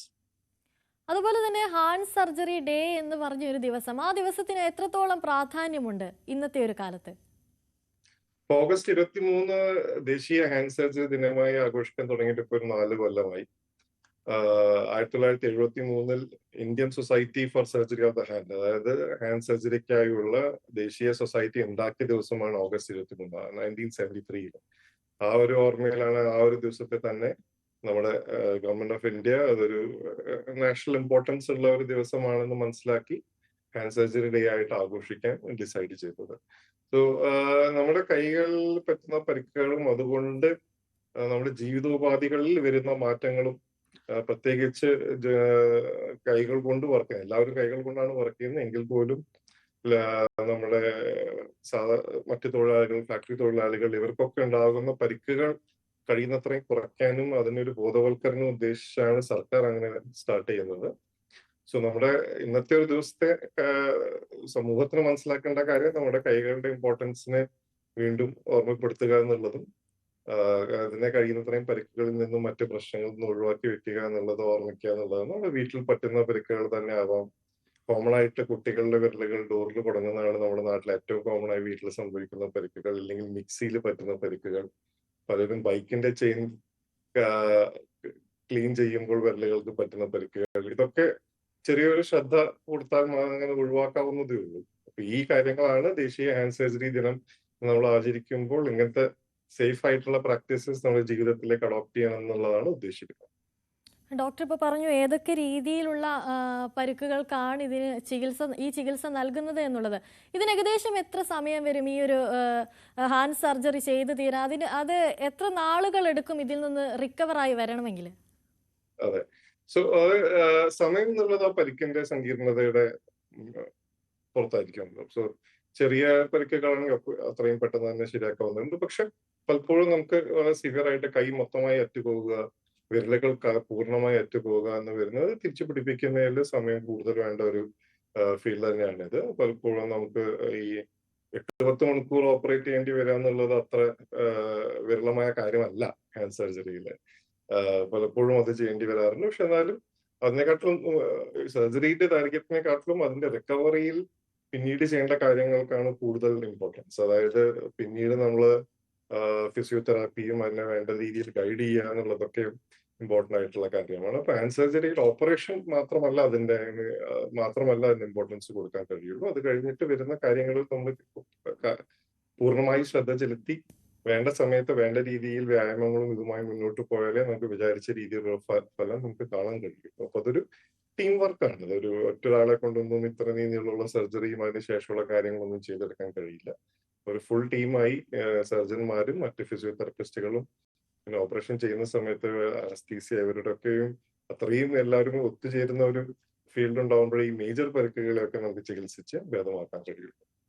ഡോക്ടർ, അതുപോലെ തന്നെ ഈ ശരീരത്തിലെ ഏറ്റവും പ്രധാനപ്പെട്ട ഒരു ഘടകമാണ് കൈ എന്ന് പറയുന്നത്. അതിനൊരു സർജറി എന്ന് പറയുമ്പോൾ എല്ലാവർക്കും ഒരു സംശയം ഉണ്ടാവും, ഇത് എത്രത്തോളം കോംപ്ലിക്കേറ്റഡ് ആണെന്നുള്ള കാര്യം. അതിനെപ്പറ്റി ഒന്ന് വിശദീകരിക്കാമോ? അതില് കോംപ്ലിക്കേഷൻ എന്ന് പറയുന്നത് മിക്ക കൈകളുടെ സർജറികളും ശരിക്കും പറഞ്ഞ കൈയിന്റെ ഭാഗം മാത്രമായിരിക്കും ധരിപ്പിക്കുന്നുണ്ടാവുക. ഒന്നെങ്കിൽ ആ വിരലിന് മാത്രമോ ഇല്ലെങ്കിൽ നമ്മുടെ തോളിന്റെ ഭാഗത്തുള്ള ഞരമ്പുകളെ നമ്മൾ മരുന്ന് കൊടുത്ത് ധരിപ്പിച്ചിട്ടായിരിക്കും ചെയ്യുന്നത്. അല്ലാതെ പൂർണ്ണമയക്കം, അതായത് ജനറൽ അനസ്തീസിയ അതേപോലെ വെന്റിലേറ്ററിലേക്ക് ആക്കിയിട്ടുള്ള ഒരു ഓപ്പറേഷൻ ആയിരിക്കില്ല മിക്കത്. പക്ഷെ പലപ്പോഴും അത് സാധിക്കില്ല. കുട്ടികളാണെങ്കിലും അങ്ങനെ മറ്റു പരിക്ക് ചില പ്രത്യേക കാരണങ്ങളാൽ നമുക്ക് ഇങ്ങനെ ചെയ്യാൻ കഴിഞ്ഞെന്ന് വരില്ല. പക്ഷെ അതുകൊണ്ട് തന്നെ ഈ പല ഓപ്പറേഷൻസിനും ഈ ഫുൾ മയക്കം നമുക്ക് കൊടുക്കേണ്ട ആവശ്യമില്ലാത്തത് കൊണ്ട് റിസ്ക് കുറെ കൂടി കുറവായിരിക്കും. അപ്പൊ ഓപ്പറേഷന്റെ ദൈർഘ്യം കൂടുന്നത് കൊണ്ട് നമുക്കത് കൂടുതൽ കോംപ്ലിക്കേറ്റഡ് ആവുകയല്ല ചെയ്യുന്നത്. അപ്പൊ നമുക്ക് കുറച്ചും കൂടി സേഫറാണ്. നമുക്ക് ഇങ്ങനത്തെ കാര്യങ്ങളിലൂടെ ഓപ്പറേഷൻ ചെയ്ത് തീർക്കാമെന്നുള്ളത് കൊണ്ട് ആ കോംപ്ലിക്കേഷൻസ് നമുക്ക് ഒഴിവാക്കാം. ദൈർഘ്യം ഉണ്ടാകുമ്പോൾ അതിൻ്റെതായ മറ്റ് പ്രശ്നങ്ങളുണ്ട്. ഈ റിക്കവറിക്കും അതിൻ്റെതായ സമയം അതൊക്കെ വേണ്ടി വരും. പക്ഷെ ഓപ്പറേഷന്റെ റിസ്ക് എന്ന് പറയുന്നത് വളരെ കുറവായിരിക്കും. അതുപോലെ തന്നെ ഈ കുട്ടികൾക്കും മുതിർന്നവർക്കും ഒക്കെ ഒരുപോലെ ചെയ്യുന്ന സർജറി എന്ന് പറഞ്ഞു. അപ്പോൾ ഈ കുട്ടികളിൽ നിന്ന് മുതിർന്നവരിലേക്ക് എത്തുമ്പോൾ ഈ സർജറിയുടെ രീതിയിൽ എന്തെങ്കിലും തരത്തിലുള്ള മാറ്റങ്ങൾ വരാനുള്ള സാധ്യതയുണ്ടോ? ഇപ്പോൾ കുട്ടികളാകുമ്പോൾ പലപ്പോഴും രണ്ട് രീതിയിലാണ് കുട്ടികൾക്കുള്ള ഓപ്പറേഷൻ വരും. ഒന്നെന്ന് പറയുന്നത് നമ്മൾ ഈ പരിക്കുകൾ പറഞ്ഞതുപോലെ, പക്ഷെ അത് യൂഷ്വലി അത്രയ്ക്ക് സിവിയർ ആവില്ല. കാരണം അവർക്കും പറഞ്ഞ വീട്ടിലെ ജോലികളോ അല്ലെങ്കിൽ പുറത്ത് ജോലികളോ ചെയ്യാത്തവരാണല്ലോ കുട്ടികളാകുമ്പോൾ. പക്ഷെ അതേസമയം ജന്മന ഉള്ള വൈകല്യങ്ങൾ കുട്ടികൾക്ക് ഉണ്ടാവാം. അതൊരു പലപ്പോഴും നമ്മുടെ നാട്ടിലൊക്കെ വേണ്ടത്ര ചികിത്സ ലഭിക്കാതെ പോകുന്ന ഒരു കാര്യമാണ്. കാരണം ഈ ജന്മനുള്ള വൈകല്യങ്ങൾ പലപ്പോഴും പല കാരണങ്ങൾ കൊണ്ടും അതേപടി അങ്ങ് മുന്നോട്ട് പോകുക എന്നുള്ളതായിരിക്കും പല മാതാപിതാക്കളുടെയും അല്ലെങ്കിൽ കുടുംബത്തിലെ ആൾക്കാരുടെയും ഒരു രീതി. സോ അത് കുറെയൊക്കെ ഇനിയും മാറി വരാനുണ്ട്. അപ്പൊ കുട്ടികൾക്ക് ഓപ്പറേഷൻ ചെയ്യുമ്പോഴുള്ള ഇഷ്യൂ ഈ പറഞ്ഞ പോലെ അനസ്തീസിയയുടെ ഒക്കെ എന്തായാലും ഫുൾ മയക്കം കൊടുത്തു തന്നെ അത് ചെയ്യാൻ സാധിക്കുകയുള്ളൂ. മുതിർന്നവരിലേക്ക് വരുമ്പോഴാണ് നമ്മൾ മുഴുവൻ മയക്കം കൊടുക്കാതെയും നമുക്ക് ചെയ്തു തീർക്കാവുന്നത് വരുന്നത്. പിന്നെ മുതിർന്നവരിൽ കൂടുതലും പരിക്കുകളും, പിന്നെ പ്രായമായവരിൽ പിന്നെ തേയ്മാനം അങ്ങനത്തെയുള്ള പ്രശ്നങ്ങളെല്ലാം വീണ്ടും വരികയും അതിനുള്ള ചികിത്സയും, ഞരമ്പ് കുടുങ്ങുക, വള്ളികൾ കുടുങ്ങിപ്പോവുക എന്നുള്ള പ്രശ്നങ്ങൾ ഉണ്ടാവുകയും അതിനുള്ള ചികിത്സയും അപ്പോൾ വേണ്ട രീതിയിൽ അത് ചെയ്തു പോകേണ്ടിയിരുന്നു. ഡോക്ടർ, അതുപോലെ തന്നെ കേരളത്തിൽ അധികം ആർക്കും അറിയാത്ത ഒരു മേഖലയാണ് ഈ ഹാൻഡ് സർജറി എന്ന് പറയുന്നത്. നേരത്തെ ഞാൻ പറഞ്ഞിരുന്നു, കൈ മാറ്റി വെക്കുന്ന ശസ്ത്രക്രിയയാണെന്ന് ചിന്തിക്കുന്ന ആളുകളൊക്കെ ഉണ്ടാവും ഇതിനെപ്പറ്റി കേൾക്കുമ്പോൾ. അപ്പോൾ ഇത് കേരളത്തിലേക്ക് ഇൻട്രൊഡ്യൂസ് ചെയ്തപ്പോൾ എത്രത്തോളം ആളുകളിലേക്ക് ഇത് എത്തിക്കാൻ സാധിച്ചു? അവരൊക്കെ ഏത് രീതിയിലാണ് ഇത് അക്സെപ്റ്റ് ചെയ്തത്? കേരളത്തിലേക്ക് പഴയ കാലം മുതൽ തന്നെ ഈ പരിക്കുകൾ ഇതൊക്കെ ചികിത്സിക്കുന്ന ഡോക്ടർമാർ പണ്ട് മുതലേ ഉണ്ട്. 1973 ഇന്ത്യൻ സൊസൈറ്റി തുടങ്ങുന്നതാണ്. മുതലേ കേരളത്തിൽ എന്തായാലും ചെയ്യുന്ന സർജന്മാരിൽ പക്ഷെ വളരെ വിരളമാണെന്ന് മാത്രമേ ഉള്ളൂ. അപ്പം ആളുകളുടെ അക്സെപ്റ്റൻസ് ഇപ്പൊ ഇങ്ങനെ ഒരു സെപ്പറേറ്റ് സ്പെഷ്യാലിറ്റി ഉണ്ടെന്ന് മനസ്സിലാക്കി വരുന്നതിലാണ് കുറവ്. അങ്ങനത്തെ സർജൻസ് ഇപ്പൊ കേരളത്തിൽ ആക്ച്വലി മറ്റ് പല ആശുപത്രികളിലും അവൈലബിൾ ആണ്, കേരളത്തിലുടനീളം. സോ അത് ആളുകൾക്ക് മനസ്സിലായി വരുന്ന കാലമാണ് ഇപ്പോൾ. അതിന് മുമ്പേ അങ്ങനെ ഈ പ്രത്യേക ഡോക്ടർ ഹാൻഡ് മാത്രമേ നോക്കുള്ളൂ എന്നുള്ള ഒരു ഐഡിയ പലപ്പോഴും ആളുകൾക്ക് ഉണ്ടായിരുന്നില്ല. ഇപ്പൊ പക്ഷെ അത് മാറി വരുന്നുണ്ട്. നമ്മൾ വികസിത രാജ്യങ്ങളിൽ നോക്കുകയാണെങ്കിൽ ഹാൻഡ് സർജൻസ് എന്ന് പറയുന്ന ഒരു ഫുള്ളി സെപ്പറേറ്റ് സൂപ്പർ സ്പെഷ്യാലിറ്റിയാണ്. അവര് എല്ലിന്റെ ഡോക്ടർമാരായോ പ്ലാസ്റ്റിക് സർജനായോ കണക്കാക്കാറില്ല. അവര് ടോട്ടലി ഡിഫറെന്റ് ഒരു സ്പെഷ്യാലിറ്റി ആയി തന്നെയാണ് കൂട്ടുന്നത്. അപ്പൊ നമ്മുടെ നാടും ആക്ച്വലി അക്കാര്യത്തിൽ മുന്നോട്ട് വന്നുകൊണ്ടിരിക്കുകയാണ്. ആൾക്കാർക്ക് ഇങ്ങനെയുള്ള സൂപ്പർ സ്പെഷ്യലിസ്റ്റുകൾ അവൈലബിൾ ആണെന്നും അങ്ങനെ കോംപ്ലക്സ് ആയ പ്രോബ്ലങ്ങൾക്ക് ഇവരെ സമീപിക്കാമെന്നും ഇപ്പൊ മനസ്സിലാക്കി വന്നുകൊണ്ടിരിക്കുന്ന ഒരു കാലമാണ് ഇപ്പൊ. നിലവിൽ ഇപ്പോൾ കേരളത്തിലെ ഏതൊക്കെ ആശുപത്രികളിലാണ് ഈ ഒരു ഹാൻഡ് സർജറി ചെയ്യുന്നത്? പല ആശുപത്രികളും നമ്മുടെ ഇപ്പൊ തിരുവനന്തപുരം, കൊച്ചി മുതലായ പല ആശുപത്രികളിലും അങ്ങനെ ഹാൻഡ് സർജൻസ് അവൈലബിൾ ആണ്. കോഴിക്കോട് ഇപ്പൊ നമ്മുടെ മൈത്ര ഹോസ്പിറ്റലാണ് ഇപ്പൊ ഞാൻ വർക്ക് ചെയ്യുന്നത്. അവിടെ ഞങ്ങൾ 3 സീനിയർ ഹാൻഡ് സർജൻസ് ആണ് ഉള്ളത്, കൂടാതെ മറ്റ് ടീം അംഗങ്ങളും വരുന്നുണ്ട്. അപ്പോൾ കേരളത്തിലെ ഏറ്റവും വലിയ ഡിപ്പാർട്ട്മെന്റ് മൈത്ര ഹോസ്പിറ്റൽ തന്നെയാണ്. പക്ഷെ മറ്റ് ഹോസ്പിറ്റലുകളിലും ഈ പറഞ്ഞ പോലെ നമ്മുടെ കൊച്ചിയിലും തിരുവനന്തപുരത്തും എല്ലാം നമുക്ക് ഹാൻഡ് സർജൻസ് അവൈലബിൾ ആണ്. ഡോക്ടർ, അതുപോലെ ഈ കുട്ടികളുടെ കാര്യത്തിലേക്ക് വരുമ്പോൾ, നേരത്തെ നമ്മൾ സംസാരിച്ചതിനെ പറ്റി, എങ്കിൽ ഈ കുട്ടികളുടെ കാര്യത്തിലേക്ക് വരുമ്പോൾ ഏത് പ്രായം തൊട്ടാണ് ഈ ഒരു സർജറി ചെയ്യാൻ ആരംഭിക്കുക? ഇങ്ങനെ ഇത്ര പ്രായത്തിലേ ചെയ്യാൻ പാടുള്ളൂ എന്നൊരു ഘടകം, അങ്ങനെ ഒരു ഘടകമുണ്ടോ ഈ സർജറിയിൽ? അപ്പോൾ പരിക്കുകൾ പറ്റുമ്പോൾ നമുക്ക് പ്രായം നോക്കേണ്ട കാര്യം വരുന്നില്ല. സ്വാഭാവികമായിട്ടും വളരെ ചെറിയ കുട്ടികളിലും അങ്ങനെ പരിക്കൊന്നും പറ്റാറില്ല. പിന്നീട് ഇപ്പൊ ഈ പ്രായത്തിന്റെ കാര്യം നമുക്ക് ചിന്തിക്കേണ്ടി വരുന്ന ജന്മനാളുള്ള വൈകല്യങ്ങളിലാണ്. അപ്പൊ കുട്ടി ജനിച്ചപ്പോൾ തന്നെ വൈകല്യങ്ങൾ ഉണ്ടാകും, അപ്പൊ തന്നെ കണ്ടിട്ടും ഉണ്ടാകാം. അതിന് പക്ഷെ ഓപ്പറേഷൻ ചെയ്യേണ്ട സമയം പലതിനും പല രീതിയിലായിരിക്കും. ഇപ്പൊ സിമ്പിൾ ആയിട്ടുള്ള നമ്മളൊരു ഉദാഹരണം പറയുകയാണെങ്കിൽ വിരലുകൾ കൂടുതൽ 5 കൂടുതൽ വിരലുകളുള്ള കുട്ടികൾ ഉണ്ടാവാം. അപ്പൊ വളരെ ചെറിയൊരു എക്സ്ട്രാ ഉള്ള വിരൽ വളരെ ചെറിയ ഒന്നാകുമ്പോൾ അതിനെ നമുക്ക് ആക്ച്വലി ഇമ്മീഡിയറ്റ്ലി തന്നെ ചിലപ്പോൾ ജനിച്ച കുറച്ച് ദിവസങ്ങൾക്കുള്ളിൽ തന്നെ സർജറി ഒന്നും ചെയ്യാതെ തന്നെ അതിനൊന്ന് കെട്ടിവെക്കുക എന്നുള്ള പോലത്തെ ഒരു ചെറിയൊരു പ്രൊസീജിയർ ചെയ്യാവുന്നതേ ഉള്ളൂ. അതേസമയം പലപ്പോഴും തള്ളവിരൽ വേണ്ടത്ര ചലനശേഷി ഇല്ലാത്ത കുട്ടികൾ ഉണ്ടാവാം. അപ്പൊ അവർക്കൊക്കെ ഏതാണ്ട് ഒരു വയസ്സിന്റെ പ്രായത്തിനടുത്തായിരിക്കും നമ്മൾ അതിന് കഴിയുന്ന രീതിയിൽ ഇമ്പ്രൂവ്മെന്റ്സ് കൊടുക്കാൻ നമ്മൾ നോക്കുക. അപ്പൊ അവരുടെ പ്രശ്നങ്ങൾക്കനുസരിച്ചായിരിക്കും പ്രായം നിശ്ചയിച്ചു പോകുന്നത്. പക്ഷെ വളരെ ചെറിയ കുട്ടികളിൽ ഓപ്പറേഷൻ ചെയ്യുന്നത് കുറവാണ്. യൂഷ്വലി നമുക്കൊരു 2-3 മാസം വരെയൊക്കെ എങ്ങനെയായാലും വെയിറ്റ് ചെയ്യുന്നുണ്ട്. അതിനല്ലാത്ത എമർജൻസികൾ വരാനുള്ള സാധ്യത വളരെ കുറവാണ്. ഈ സർജറി കോംപ്ലിക്കേറ്റഡ് ആണോ അല്ലയോ എന്നുള്ള ചിന്തയ്ക്ക് ശേഷം നമ്മൾ ഇന്നും ചിന്തിക്കുന്ന ഒരു കാര്യമായിരിക്കും ഈ സർജറിക്ക് എത്രത്തോളം രൂപ ചെലവാകും എന്നുള്ളത്. അത് ഈ കേരളത്തിലേക്ക് വരുമ്പോൾ മലയാളികളെ അപേക്ഷിച്ച് അവർക്ക് അഫോർഡ് ചെയ്യാൻ പറ്റുന്ന രീതിയിലുള്ള ഒരു തുകയായിരിക്കുമോ ഈ സർജറിക്ക് ചെലവാകുക? അത് പല രീതിയിൽ നമ്മുടെ എന്ത് തരം സർജറി എന്നുള്ളതിനനുസരിച്ച് എന്തായാലും ചെലവിന്റെ കാര്യങ്ങൾ നോക്കേണ്ടി വരും. അപ്പൊ യൂഷ്വൽ നമ്മുടെ ഓപ്പറേഷൻസ് വള്ളികൾ കുടുങ്ങി പോവുക അല്ലെങ്കിൽ ഞരമ്പുകളെ ഫ്രീ ആക്കുക എന്നുള്ളതൊന്നും അങ്ങനെ കാര്യമായ ചെലവുള്ള ഒരു ഓപ്പറേഷൻസ് ഒന്നുമല്ല. ഈ വളരെ സിവിയർ ആയ പരിക്കുകൾ, ഞാൻ പറഞ്ഞ കൈ അറ്റ് പോവുക, കൈ മുഴുവനായി നമ്മളിപ്പോ തോളിന് താഴെ മുട്ടിന്റെ ഭാഗത്തു നിന്നൊക്കെ കൈപ്പുള്ള അറ്റ് പോകുന്നുള്ളതൊക്കെ ഓപ്പറേഷന്റെ അത്രയും ദൈർഘ്യമുള്ളതും പിന്നെ അതിനുശേഷം അത്രയും കാലം രോഗി ICUലും ഹോസ്പിറ്റലിലും നിൽക്കേണ്ടി വരുന്നത് കൊണ്ട് ഉള്ള ചെലവുകളാണ് അതിൽ വരുന്നത്. പക്ഷെ ഈ നമ്മുടെ സാമ്പത്തികമായ ചെലവിനെക്കാട്ടിലും സമയം എന്നൊരു ചെലവും കൂടി ഇങ്ങനത്തെ ഇത് വരുന്നുണ്ട്. കാരണം മാസങ്ങൾ നമുക്ക് പലപ്പോഴും എക്സസൈസും ഇങ്ങനത്തെ കാര്യങ്ങളിൽ എടുത്തേക്കാം. പല സ്റ്റേജുകളായിട്ട് ഓപ്പറേഷൻ വേണ്ടി വന്നേക്കാം. അപ്പൊ അങ്ങനെയൊക്കെയാണ് ഈ ചെലവിന്റെ കാര്യം വരുന്നത്. അതില് ചിലവ് നോക്കുമ്പോൾ വേറൊരു കാര്യം ആലോചിക്കാനുള്ളത് മറ്റ് സർജറികൾക്കൊക്കെ ഉള്ള പോലെ തന്നെയാണ് ഇതിന്റെയും ചെലവുകളൊക്കെ വരുന്നത് എന്നുള്ളതാണ്. അല്ലാതെ സ്പെഷ്യലായിട്ട് നമുക്ക് വേറെ പറയാനായിട്ട് കോസ്റ്റ് കൂടുതലോ അങ്ങനെയൊന്നും പറയാനുണ്ടാവും. ഡോക്ടർ ഇപ്പോൾ പറഞ്ഞു സ്റ്റേജുകളായിട്ട് സർജറികൾ വേണ്ടി വരുന്ന ഒരു സാഹചര്യം ഉണ്ടാകുന്നു. എന്തൊക്കെ തരത്തിലുള്ള പരിക്കുകൾ സംഭവിക്കുന്ന ഒരു സിറ്റുവേഷനിലാണ് അത്തരത്തിൽ സ്റ്റേജുകൾ ആയി സർജറി ചെയ്യേണ്ട ഒരു സാഹചര്യം വരുന്നത്? സോ നമ്മുടെ ഇപ്പൊ ഈ പറഞ്ഞ പോലെ തന്നെ ഇപ്പൊ ആൾക്കാർക്ക് ഏറ്റവും ഈസിയായി മനസ്സിലാക്കാനുള്ളത് കൈകൾ പൂർണ്ണമായി അറ്റുപോവുക അങ്ങനത്തെ ഒരു പൊസിഷനില് ഒരു നിശ്ചിത സമയത്തിനുള്ളിൽ നമുക്ക് അവരെ കൈകളെ തിരിച്ചു പിടിപ്പിക്കാനുണ്ട്. അപ്പോ ആ സമയത്തിനുള്ളിൽ ചിലപ്പോൾ നമുക്ക് എല്ലാത്തരം പ്രവർത്തനങ്ങളും എല്ലാ ഞരമ്പുകളെയും കണക്ട് ചെയ്യാൻ കഴിഞ്ഞു എന്ന് വരില്ല. രക്തക്കൊള്ളുകൾ എല്ലിനെയൊക്കെ എങ്ങനെയായാലും റിപ്പയർ ചെയ്യേണ്ടി വരുവാണെങ്കിലും മറ്റ് പ്രവർത്തനങ്ങൾക്കുള്ള പല ഞരമ്പുകളെയും നമുക്ക് ആ ഒരു സമയത്ത് എമർജൻസി ആയിട്ട് ചെയ്യാൻ കഴിഞ്ഞു എന്ന് വരില്ല. അപ്പോൾ കൈയിനെ തിരിച്ചു പിടിപ്പിക്കുകയും അതിനുശേഷം പിന്നീട് ആ പ്രവർത്തനം മെച്ചപ്പെടുത്തുവാനായിട്ട് നമുക്ക് വീണ്ടും ഒരു ഓപ്പറേഷൻ ചിലപ്പോൾ കുറച്ച് ദിവസങ്ങൾ കഴിഞ്ഞിട്ടോ അല്ലെങ്കിൽ കുറച്ച് മാസങ്ങൾ കഴിഞ്ഞിട്ടോ ചിലപ്പോൾ വേണ്ടി വരാം. പിന്നെ അതേപോലെ തന്നെ നമ്മുടെ കൈകൾക്കും ഈവൻ കാലുകൾക്കും ഒക്കെ വരുന്ന മേജർ ആയിട്ടുള്ള ക്രഷ് ഇഞ്ചുറീസ്, അതായത് നമ്മുടെ റൂട്ടിലൊക്കെ സംഭവിക്കുന്ന പോലത്തെ അത് വരുമ്പോൾ നമുക്ക് എല്ലാം ആദ്യത്തെ ദിവസം തന്നെ എല്ലാം റിപ്പയർ ചെയ്ത് തീർക്കാനോ ചിലപ്പോൾ കഴിഞ്ഞു എന്ന് വരില്ല. അങ്ങനത്തെ ഒരു സിറ്റുവേഷൻ നമ്മൾ തുടക്കത്തിൽ ഏറ്റവും എമർജൻസി ആയിട്ട് ആ മുറിവുകളെ വൃത്തിയാക്കുകയും അല്ല പറഞ്ഞ പോലെ എല്ല് പൊട്ടലുകൾ ഇതിനൊക്കെ ഓപ്പറേറ്റ് ചെയ്യുകയും, പക്ഷെ പിന്നീട് ഇവിടെ പ്രവർത്തനം മെച്ചപ്പെടുത്തുന്നതിനായിട്ട് വേണ്ട ഓപ്പറേഷൻസ് പിന്നീട് നമ്മൾ ചെയ്തു കൊടുക്കാൻ വേണ്ടി വരും. അപ്പോൾ ഇങ്ങനത്തെ പരിക്കുകൾ മുറിവ് ഉണങ്ങുക എന്നുള്ളത് മാത്രമല്ല, അല്ലെങ്കിൽ കൈ തിരിച്ചു പിടിപ്പിച്ചു എന്ന് മാത്രമല്ല അതിന്റെ കാര്യം. അവരെ നമ്മുടെ സമൂഹത്തില് യൂസ്ഫുൾ ആയ ഒരു മെമ്പേഴ്സ് ആക്കി എടുക്കണം എന്നുണ്ടെങ്കിൽ അവരുടെ കൈകൾ ഉപയോഗപ്രദമാക്കി കൊടുക്കുകയും കൂടി വേണം. അപ്പൊ ആ ഒരു ആസ്പെക്ട് നോക്കുമ്പോഴാണ് നമുക്ക് വീണ്ടും ഓപ്പറേഷൻസ് ചെയ്യേണ്ടി വരുന്നത്.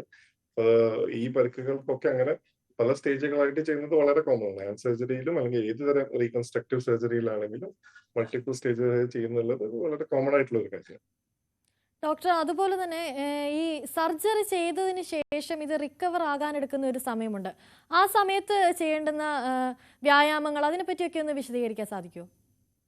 അപ്പോൾ ഈ ഹാൻഡ് സർജറിയുടെ കൂടെ തന്നെ അത്രയും ഇമ്പോർട്ടൻസ് കിട്ടുന്ന ഒരു ഫീൽഡായിരിക്കും ശരിക്കും ഫിസിയോതെറപ്പിയിലും ഓക്യുപേഷൻ തെറപ്പിയിലും അത് അതിൻ്റെതായ ഹാൻഡിന്റെ സ്പെഷ്യലിസ്റ്റുകളുണ്ട്. ഇപ്പൊ ഞാൻ ഇപ്പൊ അതേ പറഞ്ഞ പോലെ വികസിത രാജ്യങ്ങളിൽ അങ്ങനെയാണ്. ഇപ്പൊ ഹാൻഡ് സർജന്മാരും ഹാൻഡ് തെറപ്പിസ്റ്റുകളും ചേരുന്നതാണ് ശരിക്കും പറഞ്ഞാൽ ഒരു യൂണിറ്റ് അല്ലെങ്കിൽ ഒരു സർവീസ് ആയിട്ട് അവർ കൂട്ടുന്നത്.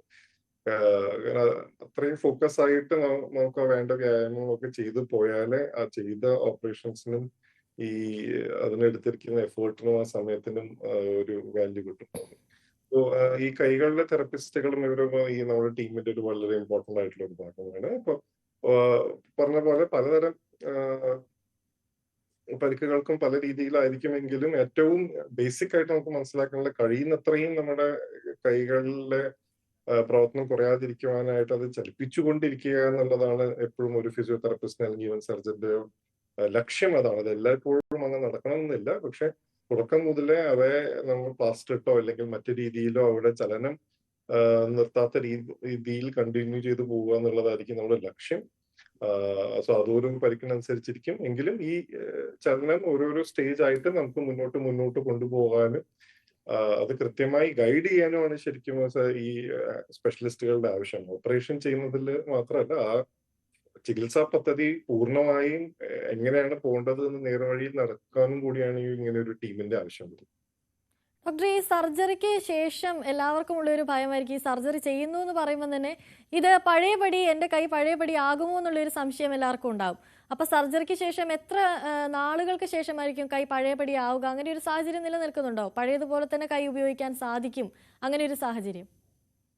അത് എഗൈൻ ഇത് പരിക്കുകളുടെ സങ്കീർണതയ്ക്ക് അനുസരിച്ചാണ് വരുന്നത്. അവിടെ മിക്ക പരിക്കുകളും നമ്മുടെ ഈ സാധാരണ കാണുന്ന ഈ പറഞ്ഞ പരിക്കുകളല്ലാത്ത കൈകളിലെ പ്രശ്നങ്ങൾ, വേദന, ഞരമ്പ് കുടുങ്ങുന്നത്, വള്ളി കുടുങ്ങുന്നത്, അങ്ങനത്തെ ചെറിയ പ്രശ്നങ്ങളൊക്കെ കൈ ഏതാണ്ട് പൂർണ്ണമായി തന്നെ പഴയപടി ആയിക്കോളും.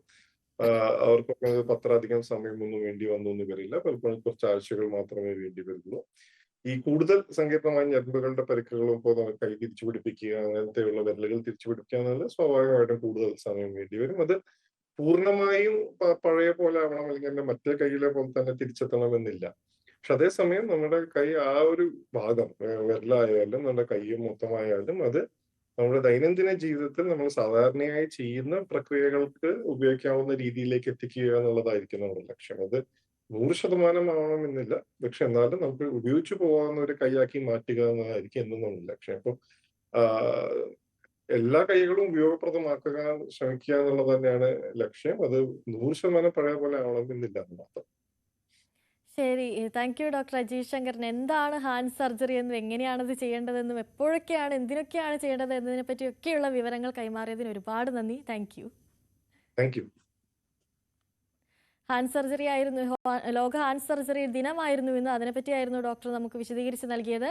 മറ്റു വാർത്തകളിലേക്ക് പോകുമ്പോൾ, ഗുരുവായൂർ ക്ഷേത്രക്കുളത്തിൽ റീൽസ് ചിത്രീകരിച്ചതിൽ സോഷ്യൽ മീഡിയ ഇൻഫ്ലുവൻസർ ജാസ്മിൻ ജാഫറിനെതിരെ പരാതി. ദേവസ്വം അഡ്മിനിസ്ട്രേറ്ററാണ് പരാതി നൽകിയത്. പരാതി പോലീസ് കോടതിക്ക് കൈമാറി. വീഡിയോ ചിത്രീകരിക്കുന്നതിന് ഹൈക്കോടതി നിരോധനം ഏർപ്പെടുത്തിയ ക്ഷേത്ര നടപ്പുരയിലും റീൽസ് ചിത്രീകരിച്ചു. ഗുരുവായൂർ ക്ഷേത്ര പരിസരത്ത് വീഡിയോ ചിത്രീകരണം പാടില്ലെന്ന ഹൈക്കോടതി നിർദ്ദേശം നിലനിൽക്കുന്നുണ്ട്.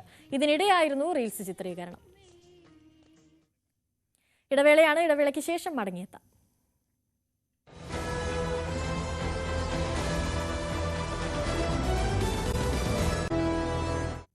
വാർത്തകളിലേക്ക് തിരികെ വരുമ്പോൾ, രാഹുൽ ഗാന്ധി നയിക്കുന്ന വോട്ട് അധികാർ യാത്രയുടെ ഭാഗമാകാൻ NDA ഇതര മുഖ്യമന്ത്രിമാർ കൂടി തയ്യാറെടുക്കുന്നു എന്നുള്ള വിവരങ്ങളാണ് പുറത്തുവരുന്നത്.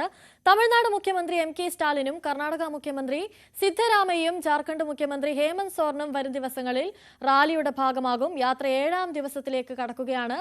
വിവരങ്ങളുമായി MG മിഥുൻ ചേരുകയാണ്. MG മിഥുൻ, ഈ വോട്ട് കൊള്ള എന്താണെന്ന് ജനങ്ങളിലേക്ക് എത്തിക്കുക എന്ന ഉദ്ദേശത്തോടെ രാഹുൽ ഗാന്ധി നയിക്കുന്ന യാത്ര, ആ യാത്രയിലേക്ക് NDAയുടെ ഇതര മുഖ്യമന്ത്രിമാർ കൂടി ചേരുമ്പോൾ അത് ജനങ്ങളിൽ ഉണ്ടാക്കുന്ന സ്വാധീനം എന്ന് പറയുന്നത് വളരെ വലുതായിരിക്കില്ലേ?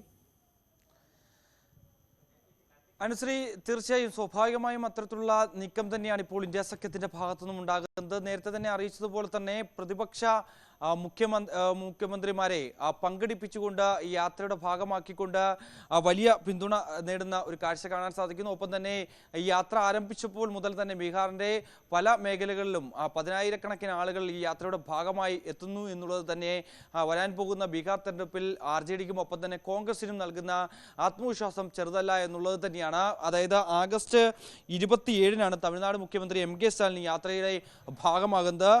29-ന് കർണാടക മുഖ്യമന്ത്രി സിദ്ധരാമയ്യ എത്തും. ഒപ്പം തന്നെ ആഗസ്റ്റ് 30-ന് സമാജ്വാദി പാർട്ടി അധ്യക്ഷൻ അഖിലേഷ് യാദവും യാത്രയെ നയിക്കും. ഒപ്പം തന്നെ അതിനോടൊപ്പം ജാർഖണ്ഡ് മുഖ്യമന്ത്രി ഹേമന്ത് സോറൻ, ഒപ്പം തന്നെ തെലങ്കാന മുഖ്യമന്ത്രി രേവന്ത് റെഡ്ഡി, ഹിമാചൽ പ്രദേശ് മുഖ്യമന്ത്രി സുഖീന്ദർ സിംഗ് സുഖു തുടങ്ങിയവരും ഈ യാത്രയുടെ ഭാഗമാവുകയും ചെയ്യും. അങ്ങനെ പ്രതിപക്ഷ നിരയിലെ പ്രധാനപ്പെട്ട നേതാക്കളെ ഒക്കെ പങ്കെടുപ്പിച്ചുകൊണ്ട് മുന്നോട്ട് പോവുക എന്നുള്ളത് തന്നെയാണ്. ഒപ്പം തന്നെ സെപ്റ്റംബർ 1-നാണ് ഈ യാത്രയുടെ സമാപനം. സെപ്റ്റംബർ 1-ന് പാട്നയിൽ നടക്കുന്ന മഹാറാലിയിൽ മറ്റ് നേതാക്കൾ ഉൾപ്പെടെയുള്ളവർ പങ്കെടുക്കുകയും ചെയ്യും.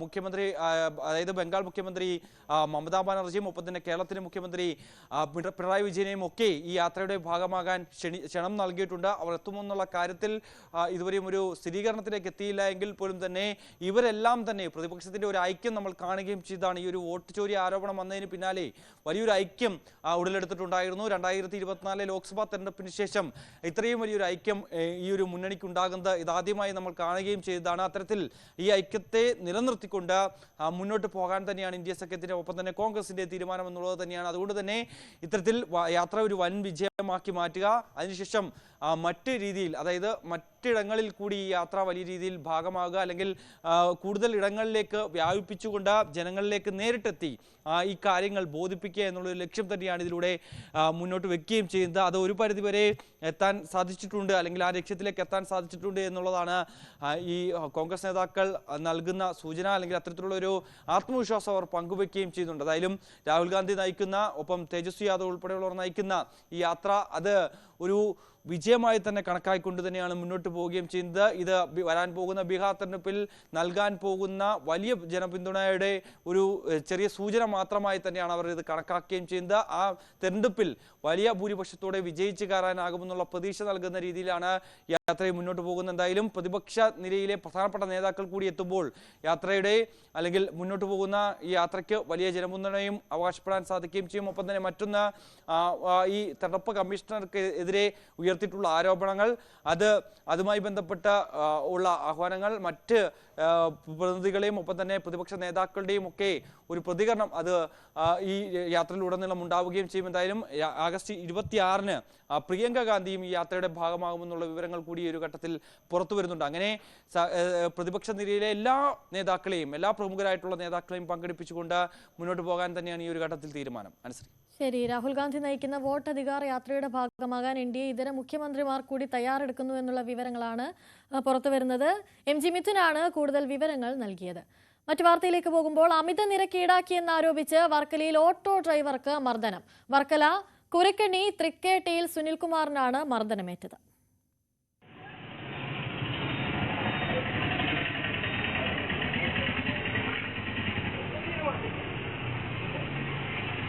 വർക്കല പാപനാശം കൊച്ചുവിള ജംഗ്ഷനിലെ ഓട്ടോറിക്ഷ സ്റ്റാൻഡിൽ വാഹനവുമായി സവാരി കാത്തു കിടക്കവേ കാറിലെത്തിയാണ് അക്രമികൾ ഹൃദ്രോഗിയായ സുനിൽകുമാറിനെ മർദ്ദിച്ചത്. സുനിൽകുമാറിന്റെ വാഹനത്തിൽ യാത്ര ചെയ്തപ്പോൾ 100 രൂപ കൂലി വാങ്ങിയത് കൂടിപ്പോയെന്ന് പറഞ്ഞ് ആദ്യം ഒരാൾ ചോദ്യം ചെയ്യുകയും പിന്നീട് മർദ്ദിക്കുകയുമായിരുന്നു.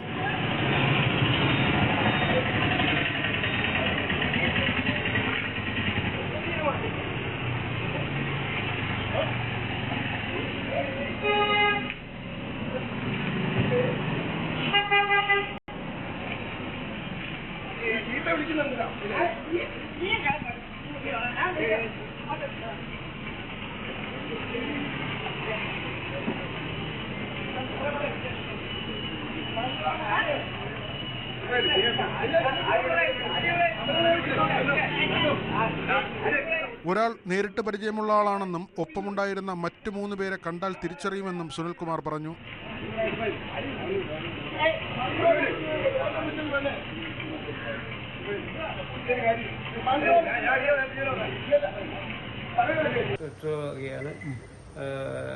വണ്ടി സ്റ്റാൻഡ് ഇട്ടിരുമ്പോൾ വണ്ടി വന്ന് കുറുക്കിയിട്ട് പിന്നെ 3 പേരായിട്ട് ഇടിച്ച് നിരാശയാണ് മെയിനായിട്ട് ഇടിച്ചത്.